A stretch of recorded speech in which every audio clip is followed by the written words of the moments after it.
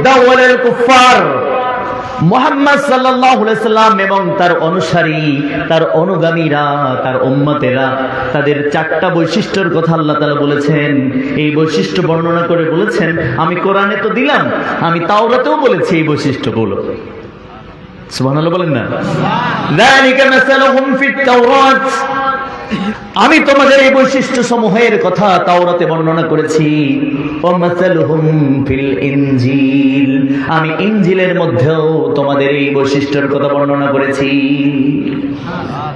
কি বৈশিষ্ট্য? প্রধান বৈশিষ্ট্য হলো মুহাম্মদ সাল্লাল্লাহু আলাইহি ওয়াসাল্লাম এবং তার অনুসারীরা পরস্পরের প্রতি অত্যন্ত রহমশীল হবে। মুসলিমের প্রতি কি হবে? রহমশীল হবে। রুহামা বাইনাহুম। এরপর আল্লাহ তাআলা বলেন, তারাহুম রুকআন সুজদান ইয়াবতাগুনা ফাজলাম মিনাল্লাহি ওয়া রিদওয়ানা। দিনে রাতে যখন তোমরা তাদের সাক্ষাতে যাবে, তখন তোমরা তাদেরকে দিনে এবং রাতে যে কোনো সময় যখন তাদের সাক্ষাতে তোমরা যাবে, তার মানে মুহাম্মদ সাল্লাল্লাহু আলাইহি ওয়াসাল্লামের উম্মতের সাক্ষাতে যদি তোমরা যাও, তাদের তোমরা রুকুতে পাবে এবং তোমরা তাদের সাজদারত পাবে। কাকে বললেন? ঈসাকে বললেন, ঈসা তুমি যদি মুহাম্মদ রাসূলুল্লাহকে পাও অথবা তার উম্মতকে পাও, তুমি যদি তাদের সাক্ষাতে যাও, দেখবে যখনই তাদের সাক্ষাতে যাবে তখন তাদের রুকুতে পাবে, তাদেরকে তোমরা সাজদারত পাবে। কেন? তাদের পীর সাহেবদের সন্তুষ্ট করার জন্য, ঠিক না? মাজারওয়ালাকে সন্তুষ্ট করার জন্য নাকি? আল্লাহ তাআলা বলেন, রুকআন সুজদান ইয়াবতাগুনা ফাজলাম মিনাল্লাহি ওয়া রিদওয়ানা। তাদের রুকুগুলো, তাদের সাজদাগুলো, তাদের সালাতগুলো হবে একমাত্র শুধুমাত্র তাদের রবের সন্তুষ্টির জন্য। রুকআন সুজদান ইয়াবতাগুনা ফাজলাম মিনাল্লাহি ওয়া রিদওয়ানা। রুকু এবং সাজদা করবে রবের সন্তুষ্টির জন্য। রুকু এবং সাজদা করতে গিয়ে তাদের চেহারার সাজদার দীপ্তিমান চিহ্ন ভেসে উঠবে। শুধু রুকু সাজদা করবে তাই নয়, রুকু করতে গিয়ে, সাজদা করতে গিয়ে তাদের চেহারার মধ্যে সাজদার দীপ্তিমান চিহ্ন ভেসে উঠবে।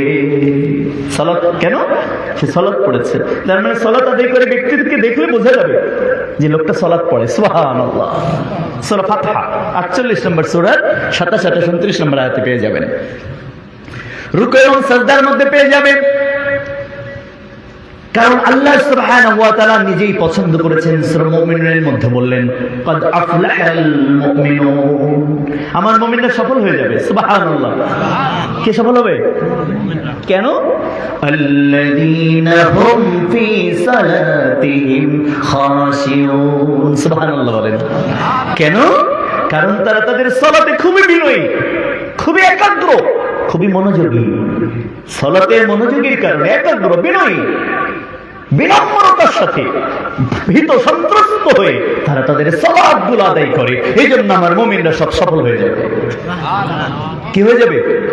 আর আল্লাহ তাকে যাকে সফল বলেছেন সে কোথায় যাবে? সে জান্নাতে যাবে। কোথায় যাবে? জান্নাতে যাবে। আল্লাহ বলেন, ক্বাদ আফলাহাল মুমিনুন, মুমিনরা নিশ্চয়ই সফল হয়ে যাবে। কেন? আল্লাযীনা হুম ফি সালাতিহিম খাশিউন, কারণ তারা তাদের সালাতের ব্যাপারে অত্যন্ত বিনয়ী থাকে, তারা তাদের সালাতের ব্যাপারে অত্যন্ত মনোযোগী থাকে। সুবহানাল্লাহ। আল্লাহ রাব্বুল আলামিন বলেন, এটা হলো সূরা মুমিনুন 23 নম্বর সূরার 1, 2, 3 নম্বর আয়াত।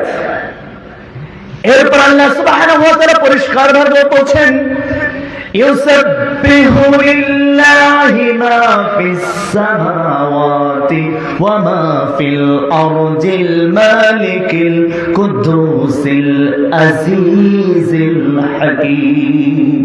সুবহানাল্লাহ বলেন। সূরা জুমা 62 নম্বর সূরার 1 নম্বর আয়াত।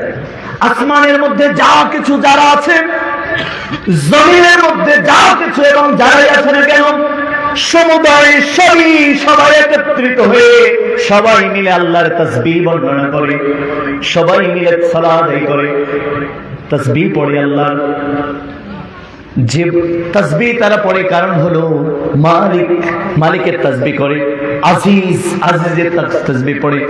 ইউসাব্বিহু লিল্লাহি মা ফিস সামাওয়াতি ওয়া মা ফিল আরদিল মালিকিল কুদ্দুসিল আজিজিল হাকিম, যিনি মালিক, যিনি কুদ্দুস, যিনি আজিজ, যিনি হাকিম, তার পবিত্রতা প্রশংসা আসমান জমিনের মধ্যে যা কিছু আছে সমুদায় সবাই করে, সবাই করে, মানে জীব করে, জড়ও করে। তার মানে ইউসাব্বিহু লিল্লাহি মা ফিস সামাওয়াতি ওয়া মা ফিল আরদ, আসমানে যা আছে আর জমিনে যা আছে, জমিনে তো এই চেয়ারটাও আছে। আপনি যে চেয়ারটায় বসে আছেন ওটা তো জমিনের চেয়ার। আল্লাহ বলছেন যা আছে সবাই আল্লাহর পবিত্রতা বর্ণনা করছে, আল্লাহর প্রশংসা করছে, সালাত আদায় করছে। তার মানে চেয়ারটা করছে, আল্লাহর কথা সত্য।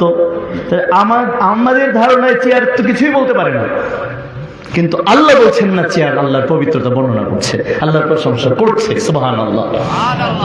শুধু চেয়ার কেন, যত জড় পদার্থ আছে সবাই করছে, জীব তো করছে, জড়রাও করছে। এটা আল্লাহ করাচ্ছেন, কিভাবে করছে এটা আল্লাহ ভালো জানেন, আমরা জানি না, কিন্তু এটা করছে। সূরা জুমা বলছে কথা, পশুরা করছে, পাখিরা করছে, তারা তাদের নিয়মে তারা আল্লাহর পবিত্রতা বর্ণনা করছে, প্রশংসা করছে।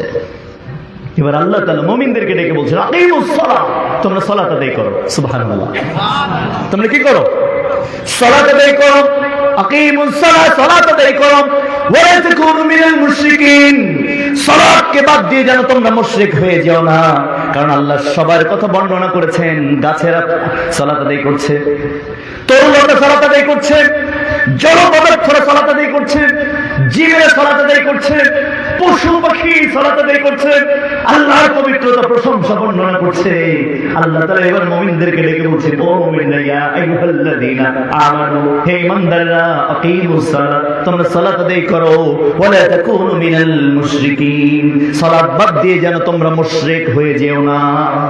তার মানে সূরা রুম 30 নম্বর সূরার 31 নম্বর আয়াত বলে দিচ্ছে সালাত না পড়লে, সালাত আদায় না করলে সে মুসলিম থাকে না, মুশরিক হয়। কি হয়? মুশরিক হয়। কুকুর হয় না, কিন্তু শুয়োর হয় না, মুশরিক হয়। তার মানে সালাত যে আদায় করে না তাকে কুকুর কোনোদিন বলে গালি দেওয়া যাবে না। গালি তো মোটেই যাবে না, গালি দেওয়া ফাসিকি। মুমিনরা গালি দিবে না, আমরা গালি দিব না কাউকে, কেমন? কিন্তু টেম্পার তো হারাই যেতেই পারে মাঝে মধ্যে, তাই না? খুব মেজাজ খারাপ হয়ে গেলে কুকুরের বাচ্চা বলে বসে, অনেকে শুয়োর বলে বসে, শুয়োরের বাচ্চা বলে বসে। যদি আমরা কখনো বলবো না, নাউজুবিল্লাহ বলেন, আমরা এগুলো বলবো না।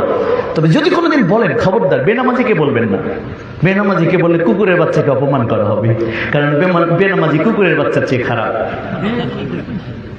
যদি মেজাজ খারাপ হয় কাউকে শুয়োর বলতেই হয়, কখনো কোনো বেনামাজিকে শুয়োর বলা জায়েজ নাই, তাহলে শুয়োরকে অপমান করা হবে। কারণ আল্লাহ বলছেন শুয়োর আল্লাহ তাসবিহ পড়ে, বেনামাজি পড়ে না, তাই না?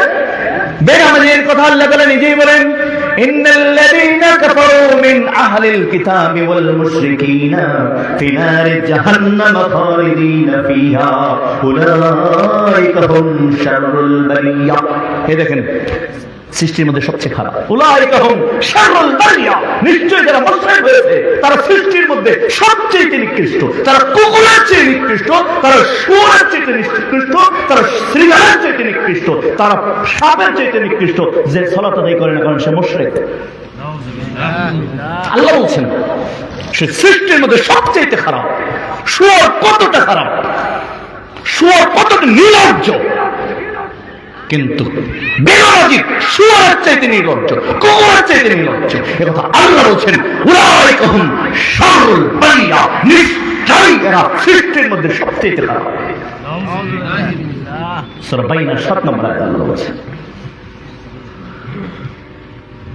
عن ابي هريره رضي الله عنه قال قال رسول الله صلى الله عليه وسلم بين العبد وبين الكفر ترك الصلاه রাহু তিরমিজি ইসনাদে সহিহ। আল্লাহর নবী বলেন আল্লাহর বান্দা মুমিন, আল্লাহর অবাধ্য কাফের, এদের মধ্যে পার্থক্য হলো সালাত। যে সালাত পড়ে সে আল্লাহর বান্দা মুমিন, যে সালাত পড়ে না সে আল্লাহর অবাধ্য মুশরিক কাফের। নাউজুবিল্লাহ বলেন না। তিরমিজি 159 নম্বর পৃষ্ঠার 11 নম্বর লাইন, হাদিস নাম্বার 1819 আর 1820, 2619, 2620, 2621, 2622, 2623 নম্বর হাদিস। আল্লাহর নবী বলেন, আল্লাহ রাব্বুল আলামিন এবং বান্দার মধ্যে there is a negotiation between Allah and his slave. আল্লাহ এবং বান্দার মধ্যে একটা বিষয় নিয়ে একটা চুক্তি হয়েছে। বান্দা এবং আল্লাহর মধ্যে একটা চুক্তি স্বাক্ষরিত হয়েছে। সুবহানাল্লাহ বলেন। আল্লাহ রাব্বুল আলামিন সেই চুক্তির মধ্যে লিখে দিয়েছেন আসসালাম ফামান তারাকাহা ফাকাদ কাফারা। আল্লাহ তাআলা চুক্তির মধ্যে লিখে দিয়েছেন কেউ যদি সালাত আদায় করে সে হবে মুমিন, আর যদি কেউ সালাত তরক করে সে হবে কাফের। কে চুক্তি করেছেন? যেমন বিভিন্ন দেশের মধ্যে চুক্তি হয় না, চুক্তি হয়তো আল্লাহ এবং বান্দার মধ্যে একটা চুক্তি হয়েছে। চুক্তির বিষয়বস্তু আল্লাহ রাসূল বলেছেন, চুক্তির বিষয়বস্তু আল্লাহ রেখেছেন সালাত ফামান তারাকাহা, যে সালাত তরক করবে সে কাফের হয়ে যাবে। এটা সিদ্ধান্ত কার? আল্লাহর। ইবনে মাসউদ রাদিয়াল্লাহু আনহু বলেন, সাআলতুন নবী সাল্লাল্লাহু আলাইহি ওয়াসাল্লাম আইয়ুল আমালি আহাব্বু ইলাল্লাহি ইয়া রাসূলুল্লাহ। হে আল্লাহর রাসূল, ইবনে মাসউদ বলছেন যে আমি আল্লাহর রাসূলের কাছে গিয়েছি, গিয়ে ওনাকে বললাম আইয়ুল আমালি আহাব্বু ইলাল্লাহ, তাকে প্রশ্ন করলাম। সাআলতুন নবী, আমি রাসূলকেই প্রশ্ন করলাম। কাকে প্রশ্ন করলাম? সবাই বলেন সাল্লাল্লাহু আলাইহি ওয়াসাল্লামকে। আমি এই রাসূল সাল্লাল্লাহু আলাইহি ওয়াসাল্লামকে প্রশ্ন করলাম আইয়ুন আমালি আহাব্বু ইলাল্লাহ ইয়া রাসূলুল্লাহ। আল্লাহর রাসূল আপনি বলেন তো আল্লাহর কাছে সবচেয়ে মহব্বতের মানুষটাকে? সুবহানাল্লাহ বলবেন না? আইয়ুন আমালি আহাব্বু, কোন আমলটা সবচেয়ে মহব্বতের, কোন আমলকারী আল্লাহর সবচেয়ে আপন, সবচেয়ে কাছের, সবচেয়ে প্রিয়, কোন আমলটা? ক্বালা, তিনি বললেন আসসালাতু আলা ওয়াক্তিহা। শুধু সালাত নয়, সালাতটা নির্ধারিত ওয়াক্তে, আউয়াল ওয়াক্তে, নির্ধারিত সময়ে যারা সালাত আদায় করে, ফরজ সালাত আদায় করে, এই মানুষটা আসমানের নিচে জমিনের উপরে আল্লাহর সবচেয়ে আপন হয়ে যায়। এর চাইতে প্রিয় মানুষ আর কোথাও নাই আল্লাহ।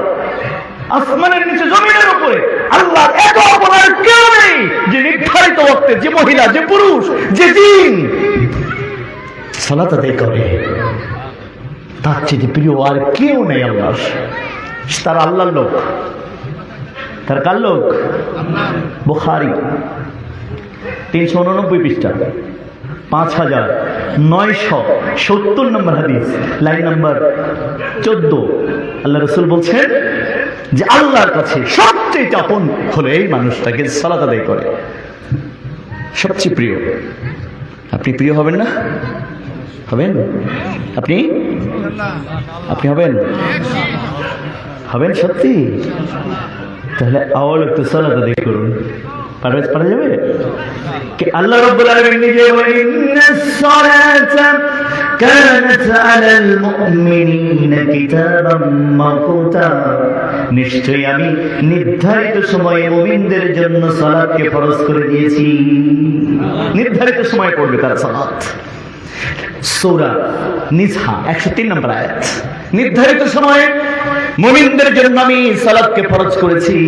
কিয়ামতের দিন সর্বপ্রথম জিজ্ঞাসা করা হবে সালাত। কি জিজ্ঞাসা করা হবে? সালাত। যদি সালাতের হিসাব সে দিতে পারে, অন্য হিসাব গ্রহণ করা হবে। সালাতের হিসাব যদি দিতে না পারে, তাহলে অন্য কোন হিসাব গ্রহণ করা হবে না। বোঝা গেল কিয়ামত বাজবে, এমনকি কবরও বাজবে সালাত দিয়ে। সালাত দিয়ে বাঁচা যাবে, আর না হলে বাঁচার কোনো পথ থাকবে না। বাঁচার কোনো পথ থাকবে না সালাত না হলে।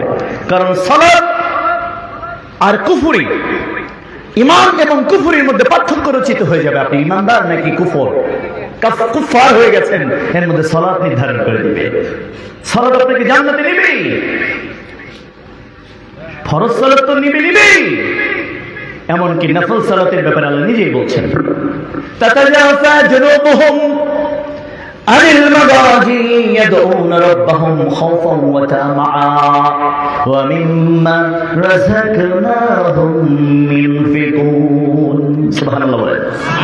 فلا تعلم نفس ما أخفي لهم من قرة أعين جزاء بما كانوا يعملون।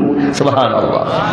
সূরা সাজদা 32 নম্বর সূরা 21 পারার 16 আয়াতে আল্লাহ বলেন, তারা শয্যা ত্যাগ করে, তাদের পৃষ্ঠদেশ বিছানা থেকে আলাদা হয়ে যায় যখন শেষ রাত এসে যায়, গভীর রাত যখন এসে যায়, আমার বান্দা কিছু বান্দাদের পৃষ্ঠদেশ বিছানা থেকে আলাদা হয়ে যায়।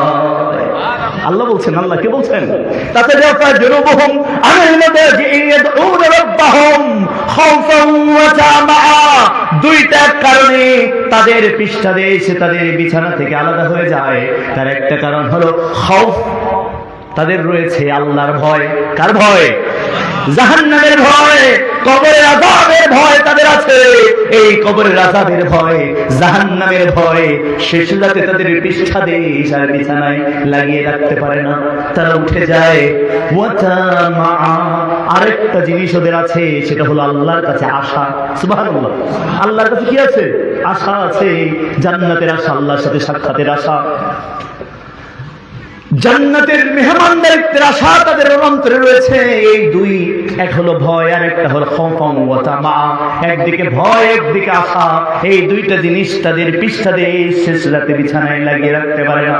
তারা জেগে ওঠে, ওয়া মিম্মা রাযাকনাহুম ইউনফিকুন।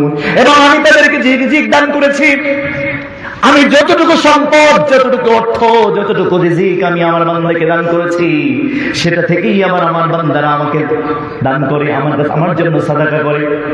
এরপর আল্লাহ তাদের পুরস্কার ঘোষণা করেছেন এই দুই কারণে।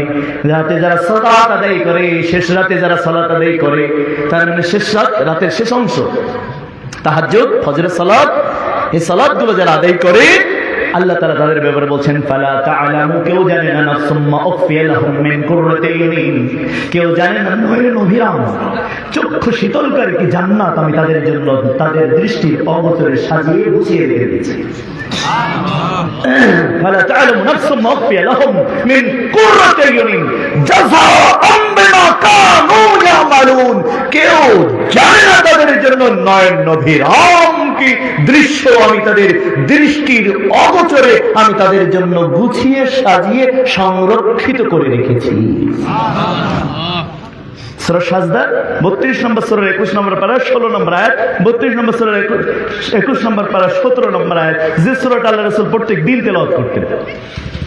প্রত্যেক দিন আল্লাহ রাসূল এই রাতে এই সূরা তেলাওয়াত করতেন। এই সূরার মধ্যে আল্লাহ তাআলা বলছেন, এই আয়াতে ব্যাখ্যা করতে গিয়ে, তাফসীর করতে গিয়ে ইমাম বুখারী তাফসীর নিয়ে আসলেন।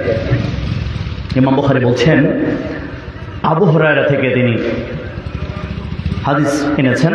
আন আবি হুরায়রা রাদিয়াল্লাহু আনহু قال قال رسول الله صلى الله عليه وسلم عددت لبابي الصالحين ما رأت عين ولا سمعت أذن ولا خطر بقلب البشر। আবু হুরায়রা বলেন, রাসূলুল্লাহ সাল্লাল্লাহু আলাইহি ওয়াসাল্লাম, রাসূল সাল্লাল্লাহু আলাইহি ওয়াসাল্লাম বলেন, ক্বালা আল্লাহু আল্লাহু ওয়া জাল্লা, রাসূল সাল্লাল্লাহু আলাইহি ওয়াসাল্লাম বলেছেন যে এটা আল্লাহ আমাকে বলেছে।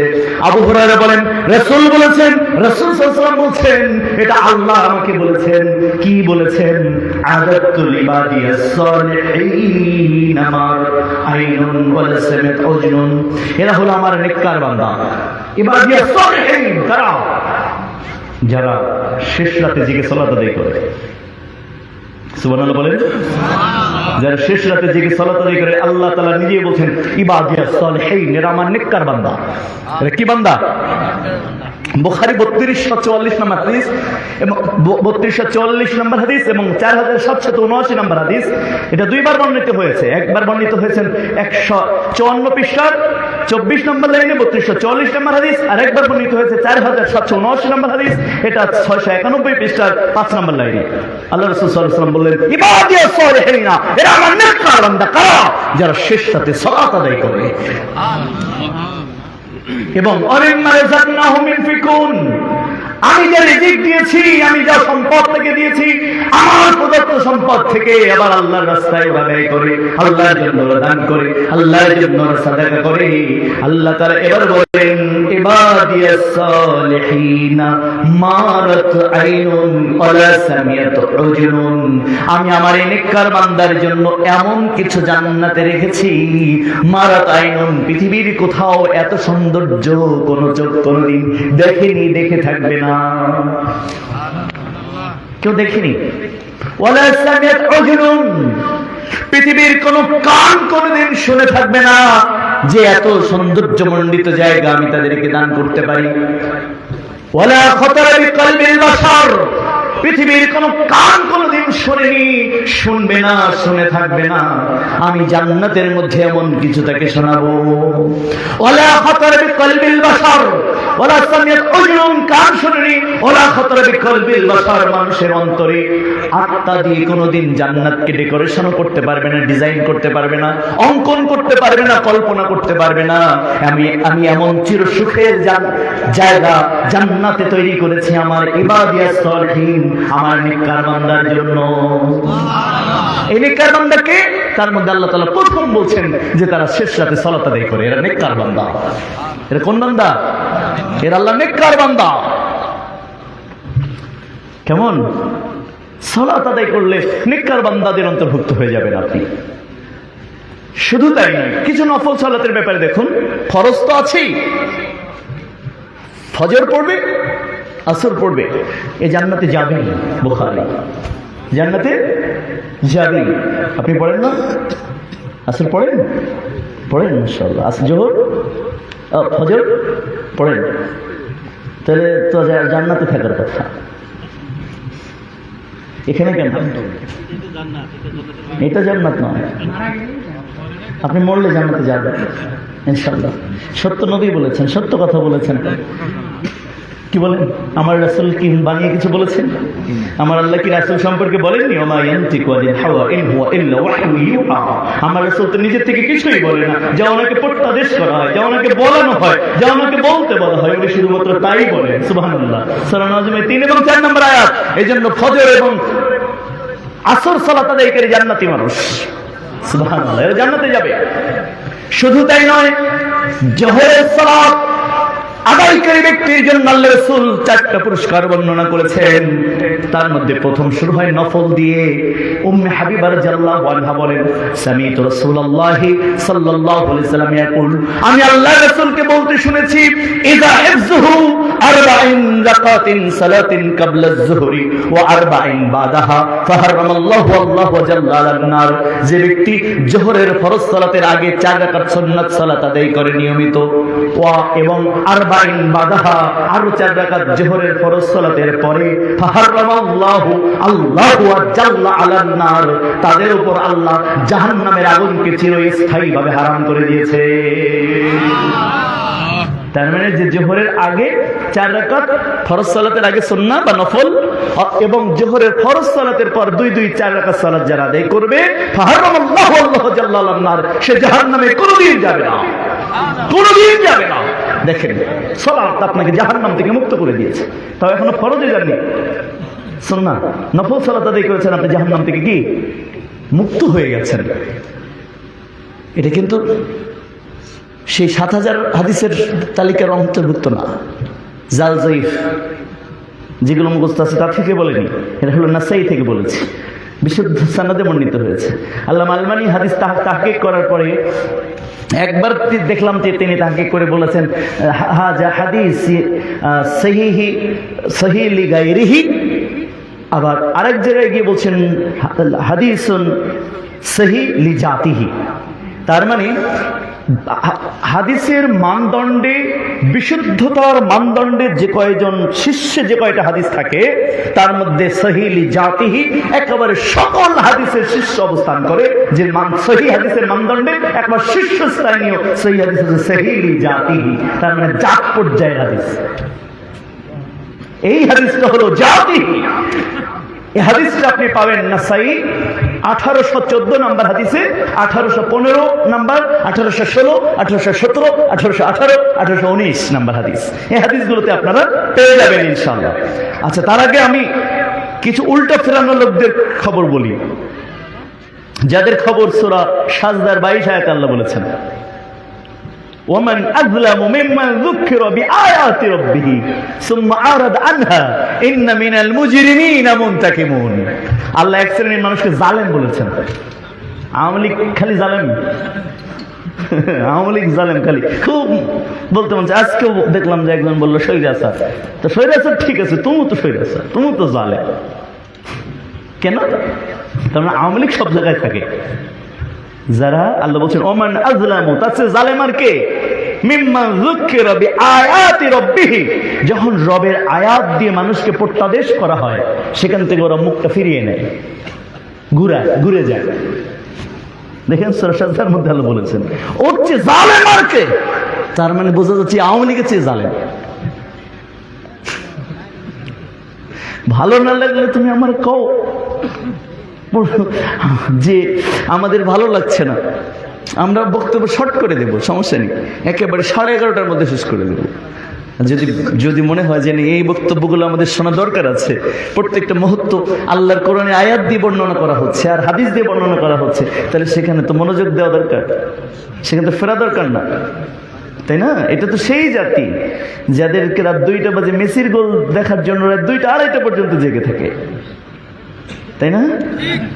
কিন্তু এখানে হাদিস বর্ণিত হচ্ছে, এখানে মনোযোগ উল্টা দিকে আসে কিভাবে? মানে পিছন ফেরত দেওয়ার, পৃষ্ঠাদেশ ফেরত দেওয়ার সুযোগ আসে কোথায়? আসার তো কথা না। তো সাধারণত আমি দেখি না আমার লাইফে যে কত জায়গায় আমি বক্তব্য দিতে গিয়েছি, আমি শুধু হয়তো 1000-এর উপরে বিগত 25 বছর, 1000 কেন কয়েক হাজার মাহফিল বা বিভিন্ন বৈঠকে অংশ নেওয়ার সুযোগ হয়েছে। তো সেখানে আমি খুব কম সংখ্যকই দেখি যে সেখান থেকে ওঠার প্রয়াস পায়, বসে থাকে, মোটামুটি দেখা যায়। কিন্তু আমার কাছে খুব মনে হয় যে যারা একেবারে আওয়ামী লীগ বা তার চাইতে খুব কাছাকাছি, তারা ছাড়াও ওঠে না। হ্যাঁ হ্যাঁ, তো আচ্ছা, তাহলে সালাতের কি স্কিপ করবো নাকি? সালাত হয়ে গেছে না? সালাত তো এখন 2 ঘন্টা চলে। সালাত বিশাল একটা আলোচনা। যেমন সহিহ মুসলিমের হাদিস দেখুন, আল্লাহ রাসূল বলেছেন মান সাল্লা সালাতান 40 রাকাতান সালাতান ক্বাবলাল আসর রাহিমাল্লাহ, যে ব্যক্তি আসরের আগে মাত্র 4 রাকাত সালাত আদায় করে, আল্লাহ অনবরত অসংখ্য রহমত তার উপর ঢেলে দেয়। সহিহ মুসলিমের হাদিস 134 নম্বর পৃষ্ঠার 16 নম্বর লাইনের হাদিস, যে আল্লাহর অগণিত রহমত থাকে ঘরে যে আসরের আগে 4 রাকাত সালাত আদায় করে। যেহেতু আসরের আগে সুন্নাত বলি হয়ে গেছে রাষ্ট্র থেকে, সমাজ থেকে, কিন্তু এক শ্রেণীর মানুষ ঠিকই পড়বে সুবহানাল্লাহ। তার মানে আপনাকে আল্লাহ আর রহমত কি মানে কি জানেন? আল্লাহ রহমত ঢেলে দিল। তাহলে আপনার মনে করেন যে না, আমার তো টাকা পয়সা অনেক আছে, বাড়ি আছে, গাড়ি আছে, এখন তো আমার রহমত দরকার নেই।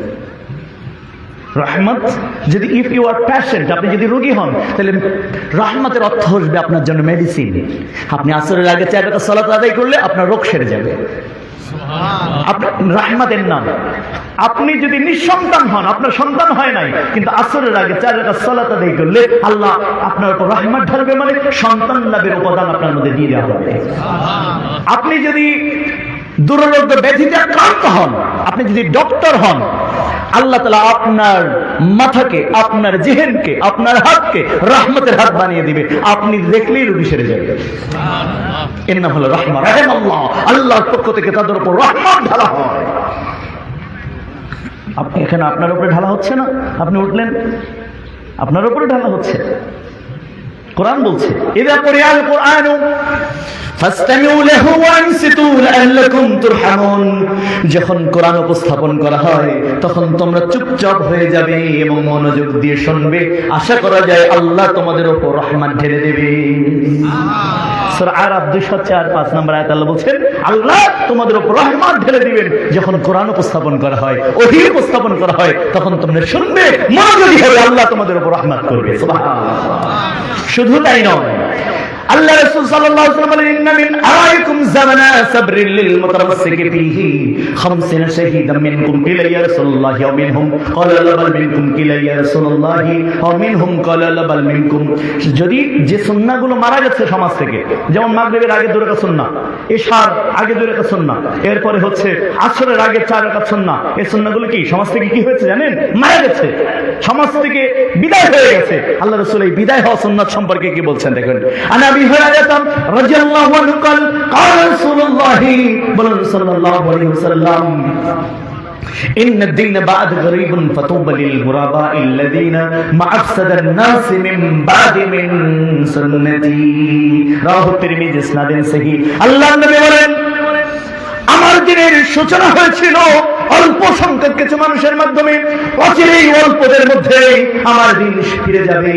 আল্লাযীনা মা'আসাদান নাস মিন বা'দি মিন সুন্নতি, এবং তাদের জন্য সুসংবাদ, তাদের জন্য সুসংবাদ যারা আমার হারিয়ে যাওয়া সুন্নাতকে জমিনে আবার পুনঃপ্রতিষ্ঠিত করে। সুবহানাল্লাহ। তিরমিজি 2641 নম্বর হাদিস। তার মানে হারিয়ে যাওয়া যে সুন্নাহ, যেগুলো সমাজ থেকে, রাষ্ট্র থেকে, দেশ থেকে বিনষ্ট হয়ে গেছে, মানুষ সেগুলো আমল করে না, মানুষ সেগুলো ভুলে গেছে, ওইগুলো যা আবার জমিনে যারা পুনঃপ্রতিষ্ঠিত করবে, আল্লাহ রাসূল বলেন আমার পক্ষ থেকে তাদের জন্য সুসংবাদ।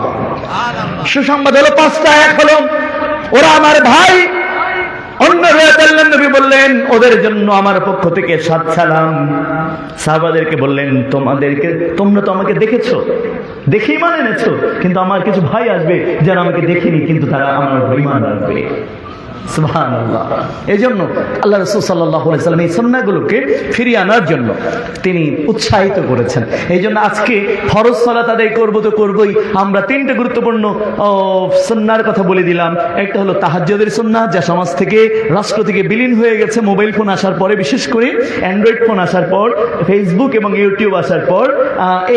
এই সুন্নাহটাকে ধরুন, আঁকড়ে ধরুন। 2 নম্বর হচ্ছে জোহরের পরে 4 রাকাত। জোহরের পরে সাধারণত 2 রাকাত সুন্নাত চলমান আছে আমাদের মধ্যে, কিন্তু জোহরের পরে 4 রাকাত সুন্নাত পড়তে হয়। এই সুন্নাতটা প্রায় 99% আহলে হাদিস বা সালাফিরা জানেও না অনেকে, যে জোহরের পরে মূলত সুন্নাত আছে 4 রাকাত। কয় রাকাত? 4 রাকাত আছে। তো এটা আপনারা ধরুন, সালাতের ওয়াক্তের মধ্যে আজকে আলোচনার মধ্যে আজকে এটা বলে দিলাম। আসরের আগে 4 রাকাত ধরুন, আর মাগরিবের আগে 2 রাকাত সুন্নাত আঁকড়ে ধরুন, তাহলে আপনি পুরস্কার পাবেন মোট 11টা। প্রথম পুরস্কার হলো আল্লাহ রাসূল সাল্লাল্লাহু আলাইহি ওয়াসাল্লাম আপনাকে সুসংবাদ বলেছেন, জান্নাতের সুসংবাদ এবং তার সাথে থাকার সুসংবাদ। তার সাথে থাকবেন ইনশাআল্লাহ জান্নাতে। কারণ রাবের কাপ কে বললেন, রাবে সালমেন শেতা, রাবে তুমি আমার কাছে কিছু চাইতে পারো, তুমি আজকে আমার কাছে যা চাবে আমি আল্লাহকে বলে দিব, আল্লাহ তোমাকে তাই দান করবেন। তিনি বললেন মুরাফাকাতুকা ফিল জান্নাতি ইয়া রাসূলুল্লাহ, আল্লাহ রাসূল দোয়া করুন আমি যেন জান্নাতে আপনার পাশে থাকতে পারি। আল্লাহ রাসূল বলেন ওয়ান্না বিকাসরাতিস সুজুদ, যদি জান্নাতে আমার পাশেই থাকতে হয় তাহলে বেশি বেশি সিজদা বাড়িয়ে দাও। সুবহানাল্লাহ। বেশি বেশি কি করো? সিজদা বাড়িয়ে দাও। ওয়ান্না বিকাসরাতিস সুজুদ, বেশি বেশি বেশি সিজদা করো। যে বেশি থেকে বেশি সিজদা করবে সে জান্নাতে আমার নিকটবর্তী হবে। মুসলিমের 80 নম্বর পৃষ্ঠার 11 নম্বর লাইনের হাদিস। সহিহ মুসলিম 1 নম্বর খণ্ড 80 পৃষ্ঠা বরাবর 80 পৃষ্ঠার 11 নম্বর লাইনের হাদিস। তার মানে রুকু এবং বেশি সিজদা করিল জান্নাতে তো যাবেই, আল্লাহ রাসূলের সাথে থাকবে, কাছে থাকবে, নিকটবর্তী থাকবে। তার মানে একটু কল্পনা করুন তো, আপনি এখন জান্নাতে, পাশে আল্লাহ রাসূল মুহাম্মদ রাসূলুল্লাহ পাশে, আপনার কেমন লাগবে? সুবহানাল্লাহ বলেন তো। আপনি জান্নাতে, মুহাম্মদ রাসূলুল্লাহ আপনার পাশে, আল্লাহ রাসূল বলেন তারাই পাশে থাকবে যারা সিজদা বাড়িয়ে দিবে। আসবাহান নবী সাল্লাল্লাহু আলাইহি ওয়াসাল্লাম দাআ বিলাল, আল্লাহ রাসূল সাল্লাল্লাহু আলাইহি ওয়াসাল্লাম একদিন সকালবেলা উঠে ডাকাডাকি করছেন। বিলাল রাদিয়াল্লাহু আনহু বলেন, আল্লাহ রাসূল সকালবেলা উঠে আমাদেরকে ডাকাডাকি করছেন, আমাকে ডাকছেন নাম ধরে, বিলাল বিলাল। বিলাল বলছেন আমি দূর থেকে একটু দূরে আছি, আমার কানে আল্লাহ রাসূলের আওয়াজ ভেসে আসলো, আমার নাম ধরে ডাকছেন, আমি দৌড় দিলাম, আল্লাহ রাসূলের কাছে পৌঁছে গেলাম, গিয়ে বললাম লাব্বাইক ইয়া রাসূলুল্লাহ। আল্লাহ রাসূল হাজির, বলুন। বলেন বিমা সাবাকতানি ফিল জান্নাতি ইয়া বেলাল, বেলাল আমার আগে তুমি জান্নাতে ঢুকছো কিভাবে? কুল্লামা দাখালতু জান্নাতা সামিতু খাসখাসাতান আলাইক, যতবার আমি জান্নাতে প্রবেশ করি ততবারই আমি আমার আগে তোমার জুতার আওয়াজ শুনতে পাই, আমি যেন বুঝতে পারি আমার আগে বেলাল হেঁটে যায়, আমার আগে বেলাল হেঁটে যায়। বেলাল সাবাকতানি ফিল জান্নাতি ইয়া বেলাল, কুল্লামা দাখালতু জান্নাতা সামিতু খাসখাসাতান আলাইক, বেলাল যতবার জান্নাতে আল্লাহ নেয় ততবার আমি তোমার পায়ের আওয়াজ শুনি। বলো তো ইসলাম গ্রহণ করার পর কোন আমলটা তুমি করছো যে আমলের কারণে আল্লাহ তোমার এত বড় মর্যাদা দান করেছে? বেলাল বলেন কুল্লামা সাইতু সাল্লাইতু রাকাতাইন কুল্লামা দাখালতু মাসজিদ সাল্লাইতু রাকাতাইন। আল্লাহ রাসূল, আমি বিশেষ কোন আমলের কথা বলতে পারি না, তবে যেদিন থেকে আপনার মুখ থেকে শুনেছি ওযু করলে ওযু দিয়ে 2 রাকাত সালাত আদায় করতে হয় এবং মসজিদে প্রবেশ করলে সালাত আদায় করতে হয়, এরপর থেকে যতবার মসজিদে প্রবেশ করেছি আযান দিয়েছি অতঃপর সালাত আদায় করে তারপরে বসেছি, এই আমলটা আমি কখনো ছেড়ে দেই নাই। আপনার মুখ থেকে শোনার পর থেকে এই আমল আমি কোনোদিন ছেড়ে দেই নাই। আল্লাহ রাসূল বলেন বিহিমা Bilal, I have got the point. You continue your amal. Because of this amal, you enter into Jannah before me, and you are walking when I entered into the Jannat. আমি যখনই জান্নাতে ঢুকেছি তখনই তোমার আওয়াজ যেহেতু শুনেছি, আর এই আমলের কারণেই আল্লাহ তোমার এত বড় মর্যাদা দান করেছে। কে এই বিলাল? কে বেলাল? কান্না করছেন, আল্লাহ রাসূল আপনি আমাকে দেখেছেন? তার মানে উনি বিশ্বাস করতে পারছেন না, মানে উনি চিন্তা করতে পারছেন না, মানে উনি নিজেকে বিশ্বাস করতে পারছেন না। আল্লাহ রাসূলের কথা তো তার বিশ্বাসের সাহাবাদের কোনো প্রশ্নই ওঠে না, সন্দেহাতীত ভাবে, কিন্তু নিজের প্রতি আস্থা আনতে পারছেন না। আমি, তার মানে বেলাল কে? গোলাম, তার গোলাম 14 পুরুষ গোলাম। বেলাল আফ্রিকানদের চেহারা ব্ল্যাক, দাগগুলো তরমুজের বিচির মতো লাল, কেটকেটে লাল, হাদিস থেকে পাওয়া যায়। বেলাল মানে শুদ্ধ করে উচ্চারণ করতে পারে না, বেলাল মানে উম্মি, পড়াশোনা জানতেন না, কিন্তু আল্লাহ রাসূলের আগে জান্নাতে হাঁটছে। কি কারণে? সালাতের কারণে। সুবহানাল্লাহ। কি কারণে? কারণ আল্লাহর নবী বলেন ইযা দাখালা আহাদুকুমুল মাসজিদ ফালা ইয়াজলিস হাত্তা ইউসাল্লি রাকাতাইন, রাহুল বুখারী 444 নম্বর হাদিস, 73 নম্বর পৃষ্ঠার প্রথম নাম্বার লাইনের হাদিস, আরবি বুখারী 73 পৃষ্ঠার প্রথম লাইন, 444 নম্বর হাদিস। আল্লাহ নবী বলেন মসজিদে প্রবেশ করে তোমরা বসবে না যতক্ষণ পর্যন্ত 2 রাকাত সালাত আদায় করা না হবে, আর এই সালাত আদায় বেলালের সাথে জান্নাতে যাওয়ার সৌভাগ্য হয়ে যাবে। যেহেতু ইবনে হাজার আসকালানী রাহিমাহুল্লাহ এই হাদিস আর আরেকটা হাদিস তার গ্রন্থে, 2 হাদিস নিয়ে ওনার মাথা খারাপ হয়ে যায়। এইটা নিয়ে উনি 16 বছর কাজ করেছেন। যেটা আপনি শুনলেন এইটা ইমাম হাজার আসকালানী বলছেন ওনার জীবনীতে, এই 2টা হাদিস নিয়ে আমার মাথা নষ্ট। মানে কারণ আল্লাহর নবী আর অপর হাদিস বললেন আল্লাহ তাআলা জান্নাতের মধ্যে আল মালায়েকা, একজন ফেরেশতা জান্নাতের সামনে একেবারে অপলক নয়নে কান খাড়া করে অবস্থান করছে। আল্লাহ নবী বললেন কিয়ামতের দিন সর্বপ্রথম আল্লাহ সুবহানাহু ওয়া তাআলা আমাকে জান্নাতের সামনে নেবেন, জান্নাতে আমি নক করবো, ওপার থেকে জিজ্ঞাসা করবো মান হুয়া, কে? আমি বলবো আনা মুহাম্মদ ইবনে আব্দুল্লাহ, আমি আব্দুল্লাহর ছেলে Muhammad. The door will be automatically opened. Allah রাসূল বলেন তাৎক্ষণিকভাবে ফেরেশতার পক্ষ থেকে দরজা খুলে দেওয়া হবে, আমাকে সালাম দেওয়া হবে, আসসালামু আলাইকা ইয়া রাসূলুল্লাহ, হে আল্লাহর রাসূল আপনাকে সালাম, আপনার জন্যই আমাকে তৈরি করে জান্নাত তৈরি করার পর আমাকে জান্নাতে তৈরি করে আমাকে দণ্ডায় বান করে রাখা হয়েছে যে মুহাম্মদকে দিয়ে জান্নাতের দরজা কিয়ামতের সময় উদ্বোধন করা হবে। তার আগে কেউ জান্নাতে ঢুকবে না, সর্বপ্রথম যাবেন মুহাম্মদ সাল্লাল্লাহু আলাইহি ওয়াসাল্লাম, তারপর অন্য কেউ, তার আগে আর কেউ জান্নাতে প্রবেশ করতে পারবে না। এভাবে ফেরেশতা জান্নাতের সঙ্গে লটকানো আছে। তার মানে যে মুহূর্তে আপনি আমি এখানে বসে আছি এই মুহূর্তে এখনো সে ফেরেশতা ওখানে দাঁড়িয়ে আছে, আল্লাহ রাসূলের জন্য অপেক্ষা করছে, যদি এখন আসে এখন খুলবে। এখন যদিও আসবে না, কিন্তু ফেরেশতাকে আল্লাহ রেখে দিয়েছেন।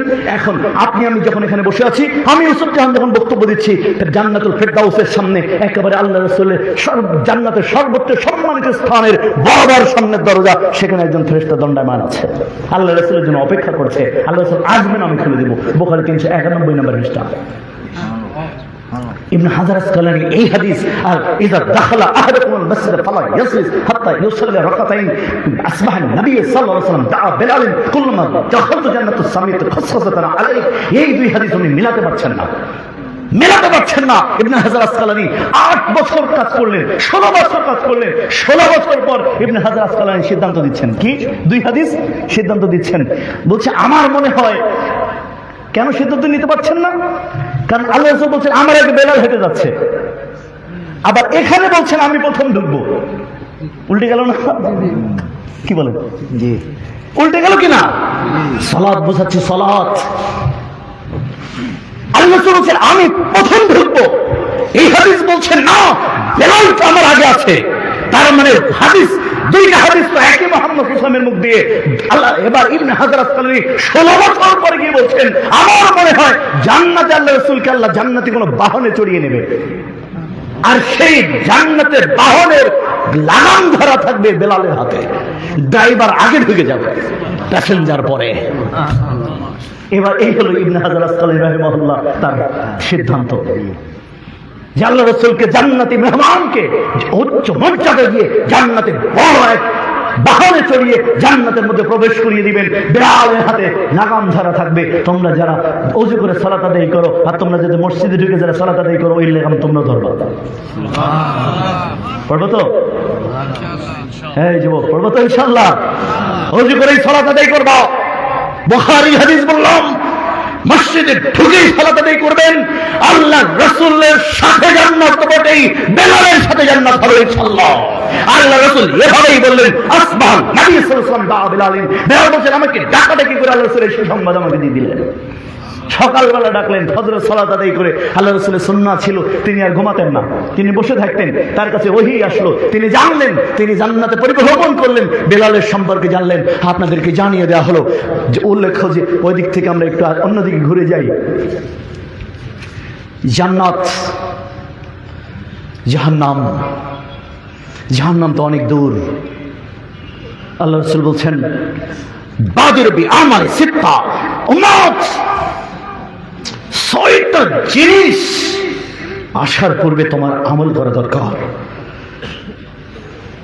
আদ-দাজ্জাল, আদ-দুখান, ওয়াদ-দাব্বাতুল আরদ, ওয়া তুলুউশ শামস মিনাল মাগরিবিহা, ওয়াল আমরুল আম্মাতি, ওয়া খায়রুল ইসসাতি। আল্লাহ বলছেন তোমাদের আমলে লেগে থাকো, 6টা জিনিস আসবেই। তার মধ্যে 6 নম্বরে বললেন তোমার মৃত্যু। মুসনাদ আহমদের 3117 নম্বর হাদিস। আল্লাহ রাব্বুল আলামিন বলেন قل يتوفاكم ملك الموت الذي وكل بكم ثم إلى ربكم ترجعون। তোমাদের জন্য নির্ধারণকৃত মালাকুল মউত তোমাদের প্রাণ হরণ করবেই। যদিও তুমি সুরক্ষিত দুর্গের মধ্যে অবস্থান করো না কেন, আল্লাহ তাআলা বলেন সেখানেও মৃত্যু পৌঁছাবে। যে জন্মগ্রহণ করেছে মৃত্যু তাকে ধরবেই। যেমন আল্লাহ বলেছেন আল্লাযী খালাকাল মাউতা ওয়াল হায়াতা লিয়াবলুয়াকুম আইয়ুকুম আহসানু আমালা। আমি যে দুইটা জিনিস সৃষ্টি করেছি তার মধ্যে একটা সৃষ্টি করেছি মৃত্যু। কি মৃত্যু? জান্নাত জাহান্নামের আলোচনা করতে বলেছেন। জান্নাত জাহান্নাম তো বেশ দূর, কিন্তু মৃত্যু খুব কাছেই, এখনই দেখা যেতে পারে। আপনিও কারো না কারো মৃত্যু দেখেছেন, দেখেছেন না? কারো না কারো মৃত্যু আপনি দেখেছেন না? জান্নাত মনে করেন না, অনেকে তো বলে যে না ও তো কোনো এক সময় জান্নাত বা জাহান্নাম দেখা যাবে, পরে, ওটা অনেক পরের হিসাব। কিয়ামতের মাঠ কবে হবে, কিয়ামত সেটা দেরি আছে। জান্নাত জাহান্নামের হিসাব, জান্নাত জাহান্নামের হিসাব আপনাকে করতে বলছি না, আপনি মৃত্যুর হিসাবটা করুন। যে কোনো সময় মৃত্যু ধরবে। সূরা লোকমান বলছে কখন ধরবে এটা পৃথিবীর কেউ জানে না।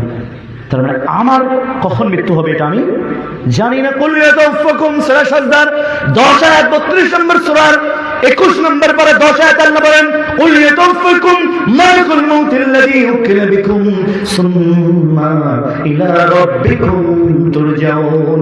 তোমাদের জন্য নির্ধারণকৃত মৃত্যু মালাকুল মাউত তোমাদের প্রাণ হরণ করবে, অতঃপর আল্লাহর কাছে কিন্তু তোমাদের ফেরত যেতেই হবে। আল্লাহর কাছে ফেরত যেতেই হবে। সূরা সাজদার 10 নম্বর আয়াত ফামান ইয়ামাল মিসকাল যাররাতিন খায়রান ইয়ারা। যদি ছোট থেকে ছোট কোনো নেক আমল করো তার বদলা দেয়া হবে, পুরস্কৃত করা হবে। ওমান ইয়ামাল মিসকাল যাররাতিন শাররান ইয়ারা। আর যদি কোনো পাপাচারে জড়িয়ে যাও তাহলে তার পানিশমেন্ট নিশ্চিত করা হবে। আল্লাহ বলছেন মৃত্যু তোমাকে ধরবেই, কবর। এবার আল্লাহ নবী বলেন ইন্নাল কবর আউয়াল মানজিল মিন মানাজিল আখিরা ফাইন্না জামিনহু ফাবাদু আইসার মিনহু ওয়া ইল্লাম ইয়ানজু মিনহু ফাবাদু আশাদ্দু মিনহু। আন উসমান রাদিয়াল্লাহু আনহু قال قال سمعت رسول الله صلى الله عليه وسلم يقول ان القبر اول منزل من منازل الاخره فان جميعه فبعد ايسر منه وان لم ينجو منه فبعد اشد منه। আল্লাহ রাসূল কবর সম্পর্কে এবার চারটা তথ্য দিচ্ছেন উম্মতকে। শোনো, তিরমিজি থেকে মিশকাত পৃষ্ঠা নম্বর 99, হাদিস নম্বর 125, লাইন নম্বর 15। তিরমিজি থেকে মিশকাত হাদিস নম্বর 126, পৃষ্ঠা নম্বর 99, পৃষ্ঠা নম্বর 100, লাইন নম্বর 17। আল্লাহ রাসূল দুইটা তথ্য দিচ্ছেন। আমি এত কোনো ভয়ানক জায়গা দেখিনি যে কবর অত অপেক্ষা ভয়ানক হতে পারে। আমি এমন কোন নৃশংসতা দেখিনি যে কবরের চাইতে নৃশংস হতে পারে। আমি এমন কোন বিপর্যয় দেখিনি যে কবরের আযাবের চেয়ে বিপদ হতে পারে।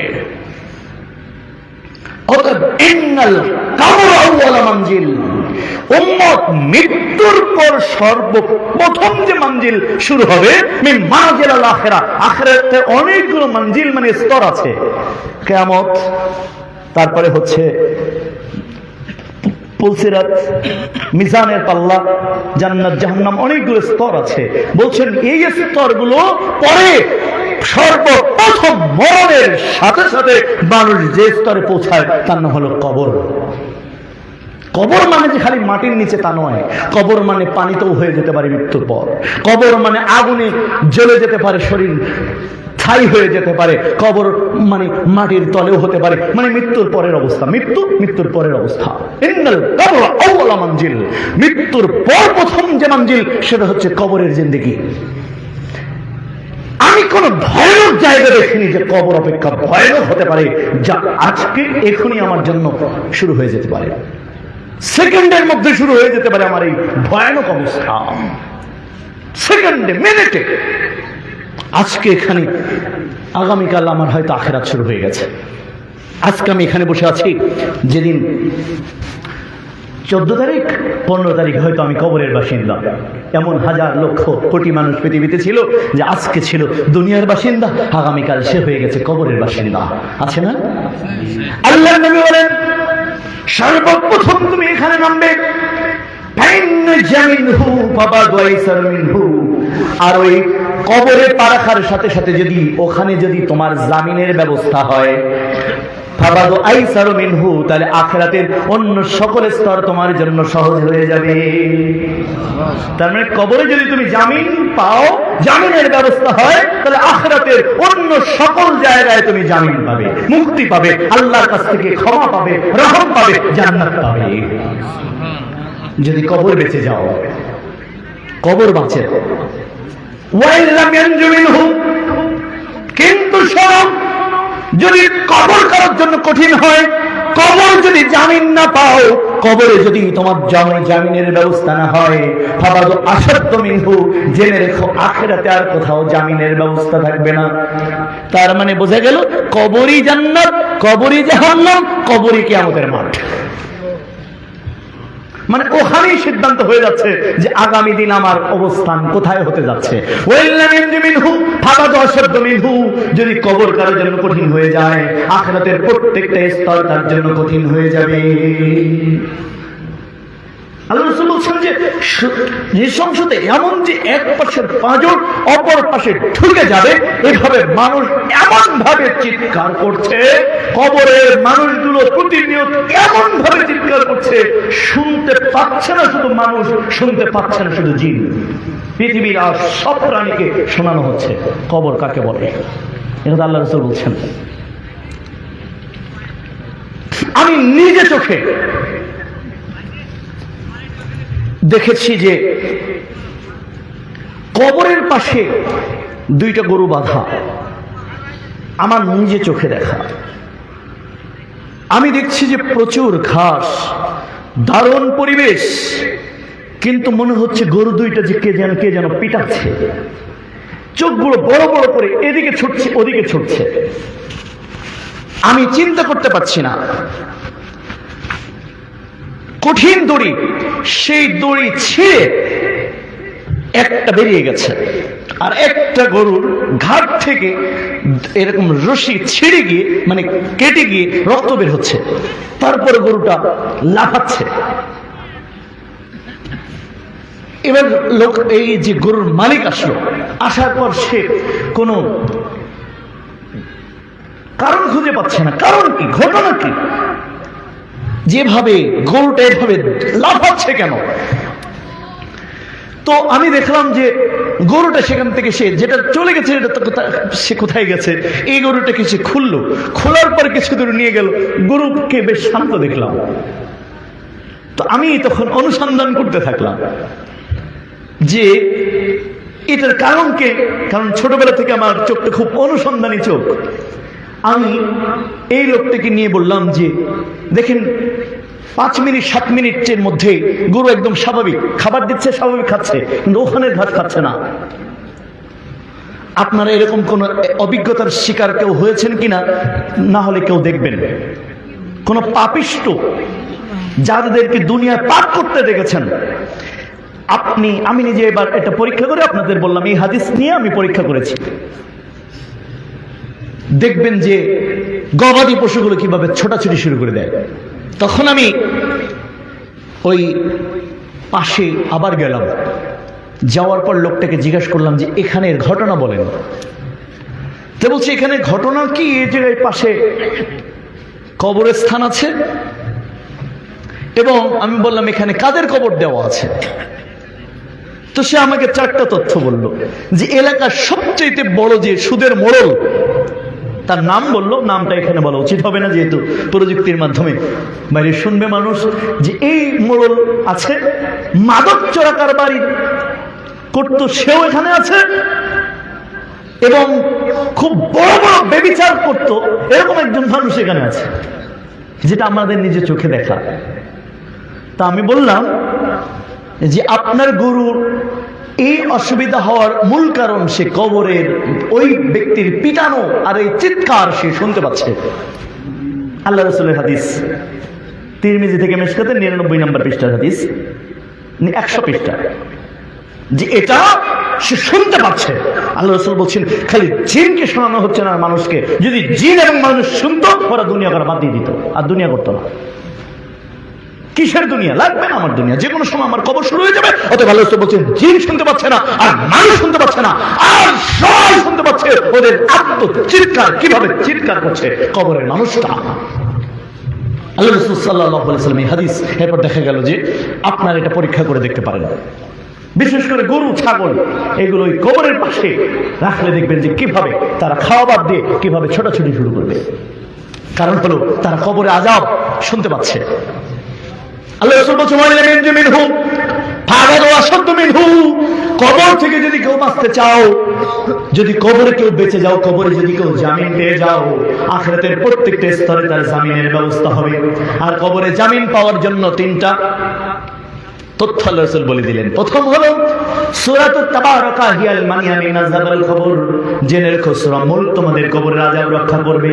সুবহানাল্লাহ বলেন, সূরা মুলক কবরের আযাব রক্ষা করবে। 1 কারণ জাবের রাদিয়াল্লাহু আনহু বলেন কানা লা ইয়ালামু হাত্তা ইয়াকরা আলিফ লাম মিম তানজিলুল কিতাবি লা রাইবা ফীহি মির রাব্বিল আলামিন ওয়া তাবারাকাল্লাযী বিয়াদিহিল মুলকু ওয়া আলা কুল্লি শাইইন কাদির। আল্লাহ রাসূল বলছেন যে জাবের রাদিয়াল্লাহু আনহু বলছেন কানা লা ইয়ালামু, আমি কখনো আল্লাহ রাসূলকে ঘুমাতে যেতে দেখতাম না যতক্ষণ পর্যন্ত তিনি সূরা মুলক এবং সূরা সাজদা না পড়তেন।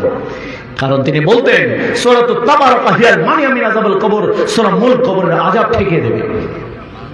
30 আয়াত বিশিষ্ট এমন একটা সূরা কোরআনের মধ্যে আছে, এর পাঠকের জন্য আল্লাহর কাছে সুপারিশ করতে করতে করতে করতে তাকে জান্নাতে পৌঁছে দেওয়া যায়। তার মানে জাহান্নাম থেকে মুক্ত করে সূরা মুলক থেকে জান্নাতে পাঠিয়ে দিয়ে আসবে। আবু দাউদের বিশুদ্ধ হাদিস। এই জন্য আল্লাহ রাসূল সাল্লাল্লাহু আলাইহি ওয়াসাল্লাম প্রত্যেকদিন রাতে সূরা মুলক তেলাওয়াত করতেন। ইবনে আব্বাস রাদিয়াল্লাহু আনহু বলেন আল্লাহ রাসূল আমাদেরকে বলতেন আল্লাহুম্মা ইন্নী আউযু বিকা মিন আযাবি জাহান্নাম ওয়া আউযু বিকা মিন আযাবিল কবর ওয়া আউযু বিকা মিন ফিতনাতিল মাসিহিদ দাজ্জাল ওয়া আউযু বিকা মিন ফিতনাতিল মাহইয়া ওয়া মামাতি আল্লাহুম্মা ইন্নী আউযু বিকা মিনাল মাহসাব ওয়া মিনাল মাররাম।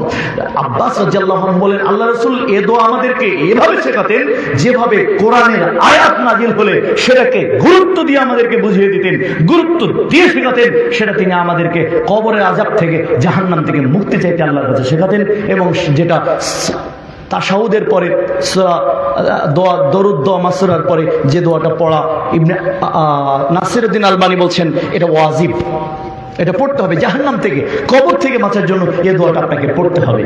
তাহলে কবর থেকে বাঁচার জন্য, জাহান্নাম থেকে বাঁচার জন্য আপনি আল্লাহর কাছে এই কথা বলুন। 3 নম্বর আল্লাহ রাসূল বলছেন আল্লাহুম্মা ইন্নী আউযু বিকা মিনাল কুফরি ওয়াল ফাকরি ওয়া আযাবাল কবর।